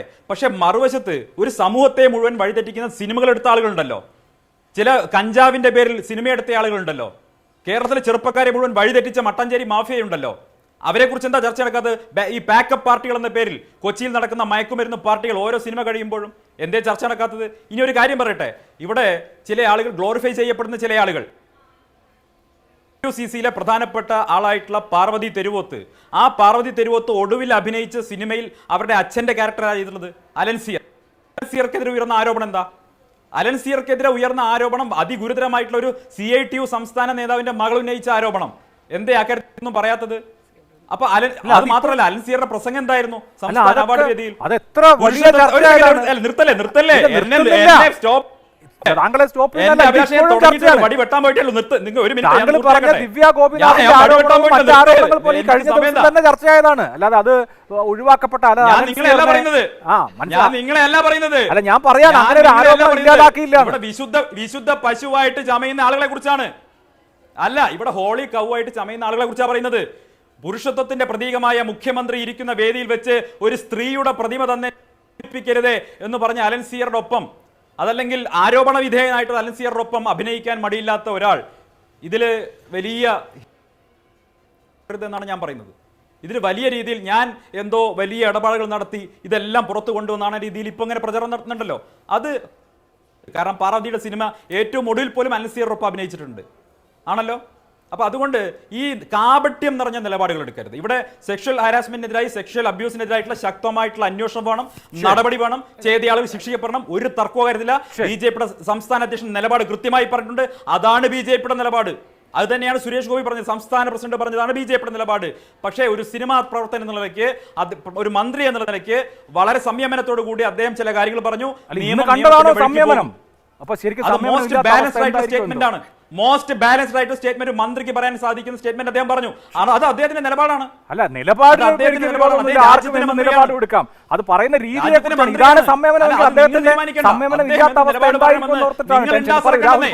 നിങ്ങൾ ഉണ്ടാക്കണ്ട. ഷാജഹാൻ ഒരു സെക്കൻഡ് അഭിലാഷേ, ഇവിടുത്തെ ഈ മയക്കുമരുന്ന് മാഫിയ, ഇവിടുത്തെ മയക്കുമരുന്ന് മാഫിയയെ ഷീൽഡ് ചെയ്യാൻ വേണ്ടി അവര് സിനിമ ഇറക്കിക്കൊണ്ട് കേരളത്തിലെ കുട്ടികളെ മുഴുവൻ കഞ്ചാവ് ഉപയോഗിക്കാൻ വേണ്ടി പ്രേരിപ്പിച്ചത്, മയക്കുമരുന്ന് ഉപയോഗിക്കാൻ വേണ്ടി പ്രേരിപ്പിച്ചത്, ഇത് മുഴുവൻ ചർച്ച ചെയ്യപ്പെടണം. ഹേമ കമ്മീഷനിൽ അതും പറഞ്ഞിട്ടുണ്ട്, ഒരു സമൂഹത്തെ മുഴുവനാണ് ഇവർ വഴിതെറ്റിച്ചിട്ടുള്ളത്, ഒരു സമൂഹത്തെ മുഴുവൻ. ഇനി ഇവരുടെയൊക്കെ പ്രൊഡക്ഷൻ ഹൗസുകൾ വന്നിട്ടില്ലേ? ഇവരുടെയൊക്കെ പ്രൊഡക്ഷൻ ഹൗസുകൾക്കെതിരായിട്ടുള്ള പരാതി ഫെഫ്കയിൽ ഇരിക്കുന്നില്ലേ? എത്രയോ സ്ഥലങ്ങളിൽ ഇരിക്കുന്നു. അല്ല, അതൊക്കെ ചോദിക്കട്ടെ. ബ്രോഡാഡിയുടെ സെറ്റിൽ ലൈംഗിക പീഡനം ആക്ഷേപം ഉണ്ടല്ലോ. ഏത് പരാതിയും അന്വേഷിക്കപ്പെടണം. ഇവിടുത്തെ ഒരു പ്രധാനപ്പെട്ട നായക നടന്റെ വീട്ടിൽ നിന്ന് മയക്കുമരുന്ന് പിടിച്ചപ്പോൾ എന്താ പറഞ്ഞത്? ഒരു സെക്കൻഡ് അഭിലാഷേ, ഞാൻ പൂർത്തിയാട്ടെ. ഒരു പ്രധാനപ്പെട്ട നായക നടന്റെ, ഇപ്പൊ പറയുന്ന ഒരു പ്രധാനപ്പെട്ട നായക നടന്റെ വീട്ടിൽ നിന്ന് മയക്കുമരുന്ന് ഫ്ലാറ്റിൽ നിന്ന് റെയ്ഡ് പിടിച്ചപ്പോൾ എന്താ പറഞ്ഞത്? നായക നടൻ എത്രയോ കാലം മുമ്പ് ഒരാൾക്ക് വാടക, ഞാൻ എന്റെ കെട്ടിടം വാടകയ്ക്ക് കൊടുത്തിട്ട് ആ വാടക കെട്ടിടത്തിൽ ഇരുന്ന് ആരെങ്കിലും കഞ്ചാവ് പിടിച്ചാൽ ഞാൻ NDPS ആക്ട് അനുസരിച്ച് പ്രതിയാവുമോ? ഇപ്പൊ നിങ്ങൾക്ക് ആ സിനിമാ നടനോട് എന്തോ വിരോധം ഉണ്ടെന്ന് കരുതി അങ്ങേര് പിന്നെന്താ? താമസിക്കാൻ വാടകയ്ക്ക് കൊടുത്ത നിങ്ങളുടെ ഫ്ലാറ്റിൽ ആരോ വളപ്പില് കഞ്ചാവ് ഉണ്ടെന്ന് പറഞ്ഞിട്ട് അയാളെ കുറ്റക്കാരനാക്കാൻ പറ്റുമോ? എന്റെ സന്ദീപ പറയും പെട്ടെന്ന് സമയമില്ല. ഒരാൾ എറണാകുളത്ത് ഫ്ലാറ്റ് വാടകയ്ക്ക് കൊടുത്തു എന്ന് നമ്മളങ്ങ് വിശ്വസിക്കണം. നിങ്ങൾ വിശ്വസിച്ചോ? അല്ല, വാടകയ്ക്ക് കൊടുത്ത കെട്ടിടത്തിൽ ആരെങ്കിലും കഞ്ചാവ് വലിച്ചാൽ ഇപ്പൊ വാടകയ്ക്ക് കൊടുത്ത ആൾക്ക് എന്ത് ചെയ്യാൻ പറ്റും? കോടിക്കണക്കിന് രൂപ പ്രതിഫലം വാങ്ങുന്ന ഒരു വലിയ താരം ഫ്ലാറ്റ് വാടകയ്ക്ക് കൊടുത്തു എന്ന് നിങ്ങൾ വിശ്വസിച്ചു? വലിയ പൈസക്കല്ലേ വാടകയ്ക്ക് കൊടുക്കുന്നത്? അല്ല, വലിയ ആഡംബര ഫ്ലാറ്റൊക്കെ ആളുകൾ വാടകയ്ക്ക് കൊടുക്കില്ലേ? അല്ലാതെ ഇപ്പോ കഞ്ചാവ് വലിക്കാൻ വേണ്ടി ആർക്കെങ്കിലും ഫ്ലാറ്റ് വാടകയ്ക്ക് കൊടുക്കുമോ? വാടകയ്ക്ക് കൊടുക്കുന്നത് സാധാരണ മാസം വാടക കിട്ടാനല്ലേ? പറയൂ പെട്ടെന്ന്. അല്ല ഒറ്റ കാര്യമല്ല, പാർവതി അടക്കമുള്ള കാര്യം പറഞ്ഞു. പാർവതി ഫെമിനിസ്റ്റ് ആണ്, എനിക്ക് പാർവതിയുടെ നിലപാടുകളോടൊന്നും യോജിപ്പില്ല. പക്ഷെ ഒന്ന് രണ്ട് കാര്യങ്ങൾ നമ്മളെ കുറെ കൂടെ, ഇവരെല്ലാം ബ്രില്യന്റ് യങ്സ്റ്റേഴ്സ് ആണ്. പാർവതി അടക്കം, ഈ പറയുന്ന പല താരങ്ങളടക്കം, ഈ പറയുന്ന സിനിമാ മേഖലയിലെ ആൾക്കാരടക്കം, ഇവരെ ആരെയും നമ്മൾ പറഞ്ഞിട്ടുണ്ട്. ആ സന്ദീപ് പറയുന്നത് എനിക്ക് കേൾക്കുന്നില്ല. പറയൂ. ഇവരെ ആരെയും മോശവൽക്കരിക്കണ്ട. ഇപ്പൊ നമ്മൾ ഷാറൂഖ് ഖാന്റെ മോനെ പിടിച്ച് 26 ദിവസം ജയിലിലിട്ടു, അല്ലെങ്കിൽ അവിടുത്തെ നമ്മൾ അതേപോലെ ഒരു സിറ്റുവേഷൻ അല്ലല്ലോ. ഇവരെല്ലാവരും കുടുംബത്തിലെ അംഗമാണ്. ഇപ്പൊ ഒന്ന് രണ്ട് ആൾക്കാർ മോശമായിട്ട് പെരുമാറി, ചില ആൾക്കാർ താമസിച്ചു, ഇതെല്ലാം സോൾവ് ചെയ്തു പോകുന്ന ഇതൊരു കുടുംബം കൂടിയല്ലേ? മലയാള സിനിമ കുടുംബം കൂടിയല്ലേ? ഞാൻ അതിനൊരു കുടുംബ പ്രശ്നമൊന്നും കാണുന്നില്ല. ഇവിടെ സന്ദീപ് പറഞ്ഞ NDPS ആക്ട് ബാധകമാവുന്ന ഈ നർക്കോട്ടിക്സിന്റെ പ്രശ്നമാണെങ്കിലും ലൈംഗിക ചൂഷണത്തിന്റെ പ്രശ്നമാണെങ്കിലും എല്ലാം നിയമത്തിന്റെ വഴിക്ക് പോകണം എന്നുള്ളതാണ്. ഇടവേള അത്യാവശ്യമാണ്. ഇടവേളയ്ക്ക് ശേഷം പറയും. ചർച്ച അവസാന ഘട്ടത്തിലാണ്. ശ്രീ ജിൻഡോ, താങ്കളുടെ ഒരു പ്രതികരണത്തോടുകൂടി നമുക്ക് വൈൻഡപ്പ് ചെയ്യാം. അല്ല, ഞാൻ പറയുന്നത് ഇവിടെ രാഹുൽ ഈശ്വർ പറയുന്നുണ്ടായി, ചാണ്ടി ഉമ്മൻ പറഞ്ഞു ഉമ്മൻചാണ്ടി വേട്ടയാടപ്പെട്ടത് പോലെയാണ് ഈ നടക്കുന്നതൊക്കെ എന്ന്. അങ്ങനെയൊന്നും ഇതിനെ ജനറലൈസ് ചെയ്യില്ലേ? അങ്ങനെയൊന്നും ഇക്വേറ്റ് ചെയ്ത് പറയില്ലേ? ഉമ്മൻചാണ്ടിക്കെതിരെ സരിത കൊടുത്ത പരാതി പോലെയാണോ ഈ സിനിമാ മേഖലയിലെ ഈ പെൺകുട്ടികൾ ഉന്നയിക്കുന്ന പരാതികൾ? അങ്ങനെയൊന്നും ഇക്വേറ്റ് ചെയ്ത് പോകാൻ പാടില്ല. മാത്രമല്ല, ഈ വേട്ടയാടൽ എന്ന് പറയുമ്പോൾ ഇതിൽ വേട്ടയാടപ്പെട്ടു, പീഡിപ്പിക്കപ്പെട്ടു എന്ന് പറഞ്ഞ് ഈ പെൺകുട്ടികളും സ്ത്രീകളും കൊടുത്ത പരാതി ആണോ നിങ്ങൾ ഉന്നയിക്കുന്നത്? അതോ വേട്ടക്കാർക്കെതിരെയാണോ നിങ്ങൾ പറയുന്നത്? ഏത് പക്ഷത്താണ് നിങ്ങൾ പറയുന്നത്? നിങ്ങൾ ഇത് രണ്ടുമല്ലാത്ത അഭിപ്രായം കുറേ സമയമായിട്ട് പറയുന്നു. പിന്നെ എനിക്ക് സന്ദീപ് വാര്യരോട് കാര്യം ചോദിക്കാനുള്ളത്, സാമാന്യ ജനത്തിനെല്ലാം സാമാന്യ ജനത്തിന് ചോദിക്കാനുള്ള ഒരു ചോദ്യം തന്നെ എനിക്കും ചോദിക്കാനുള്ളത്. ഈ സുരേഷ് ഗോപിയെ കുത്തിക്കൊല്ലുമെന്ന് പരാതി ഉണ്ടെങ്കിൽ എന്തുകൊണ്ടാണ് ഒരു നടപടി കേന്ദ്ര സർക്കാർ എടുക്കാത്തത്? സുരേഷ് ഗോപിക്ക് കേരളത്തിൽ നിന്ന് പ്രൊട്ടക്ഷൻ കിട്ടുന്നില്ലെങ്കിൽ നിങ്ങൾക്ക് കേന്ദ്രസേനയുടെ പ്രൊട്ടക്ഷൻ വാങ്ങാമായിരുന്നല്ലോ. എത്രയ്ക്ക് വേണ്ടപ്പെട്ട ആളല്ലാത്തത് കൊണ്ടാണോ അങ്ങനെ സുരക്ഷ കൊടുക്കാതിരിക്കുന്നത്? അടുത്ത് നിങ്ങൾ പറയുന്നത് കേരളത്തിന്റെ മുഖ്യമന്ത്രി പുരുഷത്വത്തിന്റെ പ്രതീകമായിരുന്ന വേദിയിലാണ് അലൻസിയർ സ്ത്രീയുടെ പ്രതിമ വേണ്ട എന്ന് പറയുന്നത്. പ്രതീകമായിട്ടല്ല ആ വേദിയിലിരിക്കുന്നത്. അങ്ങനെ അലൻസിയർ പറഞ്ഞു എന്നാണ് പറയുന്നത്. അങ്ങനെ ഞാൻ പറഞ്ഞല്ല. മനസ്സിലായി. ഇനി അപ്പൊ അതിലൊരു തർക്കം വേണ്ട. ഞാൻ അങ്ങനെയാണെങ്കിൽ ഓക്കെ, തർക്കമില്ല. താങ്കൾ അങ്ങനെയാണ് ഉദ്ദേശിച്ചെങ്കിൽ ഞാൻ അത് വിഡ്രോ ചെയ്യുന്നു. പക്ഷേ സുരേഷ് ഗോപിയുടെ സംയമനത്തെ കുറിച്ച് താങ്കൾ പറഞ്ഞാൽ ചോദ്യം ചോദിക്കുന്ന മാധ്യമ പ്രവർത്തകന് നേരെ കയ്യേറ്റം ചെയ്യുന്നതാണോ സംയമനം? അത് നമുക്ക് മനസ്സിലാകില്ലല്ലോ. പിന്നെ താങ്കൾ മട്ടാഞ്ചേരി മാഫിയയെ കുറിച്ച് പറയും. താങ്കൾക്ക് അത്ര ഉത്തമ ബോധ്യമുണ്ടെങ്കിൽ പരാതി കൊടുക്കണം, നടപടി സ്വീകരിപ്പിക്കണം. കേന്ദ്ര ഭരണമുള്ള ഒരു പാർട്ടിയുടെ നേതാവ് വന്നിരുന്നു പറയാം മട്ടാഞ്ചേരി മാഫിയ ഉണ്ടെന്ന്. എന്താണ് ആ മാഫിയ എന്ന് പറയണ്ടേ? സുരേഷ് ഗോപി അഭിനയിച്ച സിനിമകളിൽ കള്ളും കഞ്ചാവും ഉപയോഗിക്കുന്ന രംഗങ്ങളുണ്ടല്ലോ, ബലാത്സംഗ രംഗങ്ങളുണ്ടല്ലോ. അത് സമൂഹത്തെ തെറ്റിദ്ധരിപ്പിക്കാൻ വേണ്ടിയിട്ട്, വഴിതെറ്റിക്കാൻ വേണ്ടിയിട്ടാണെന്നാണ് താങ്കൾ പറയുന്നത്. എങ്കിൽ താങ്കൾ പറയണം താങ്കളുടെ സംസ്ഥാന പ്രസിഡന്റിന്റെ നിലപാടിനൊപ്പമാണ് ഞാനെങ്കിൽ സുരേഷ് ഗോപിയുടെ നിലപാടിനൊപ്പമല്ല. മലയാള സിനിമയുടെ ചരിത്രത്തിലെ ഏറ്റവും നല്ല വർഷമാണിത്. 1000 കോടി രൂപ കളക്ട് ചെയ്തു. മലയാള സിനിമയുടെ ചരിത്രത്തിലെ ഏറ്റവും വെല്ലുവിളിയുള്ള വർഷവും കൂടിയാണ്. മലയാള സിനിമയെ നമ്മൾ സപ്പോർട്ട് ചെയ്യാണ് വേണ്ടത്. സിനിമയെ ആക്രമിക്കുന്നതല്ല.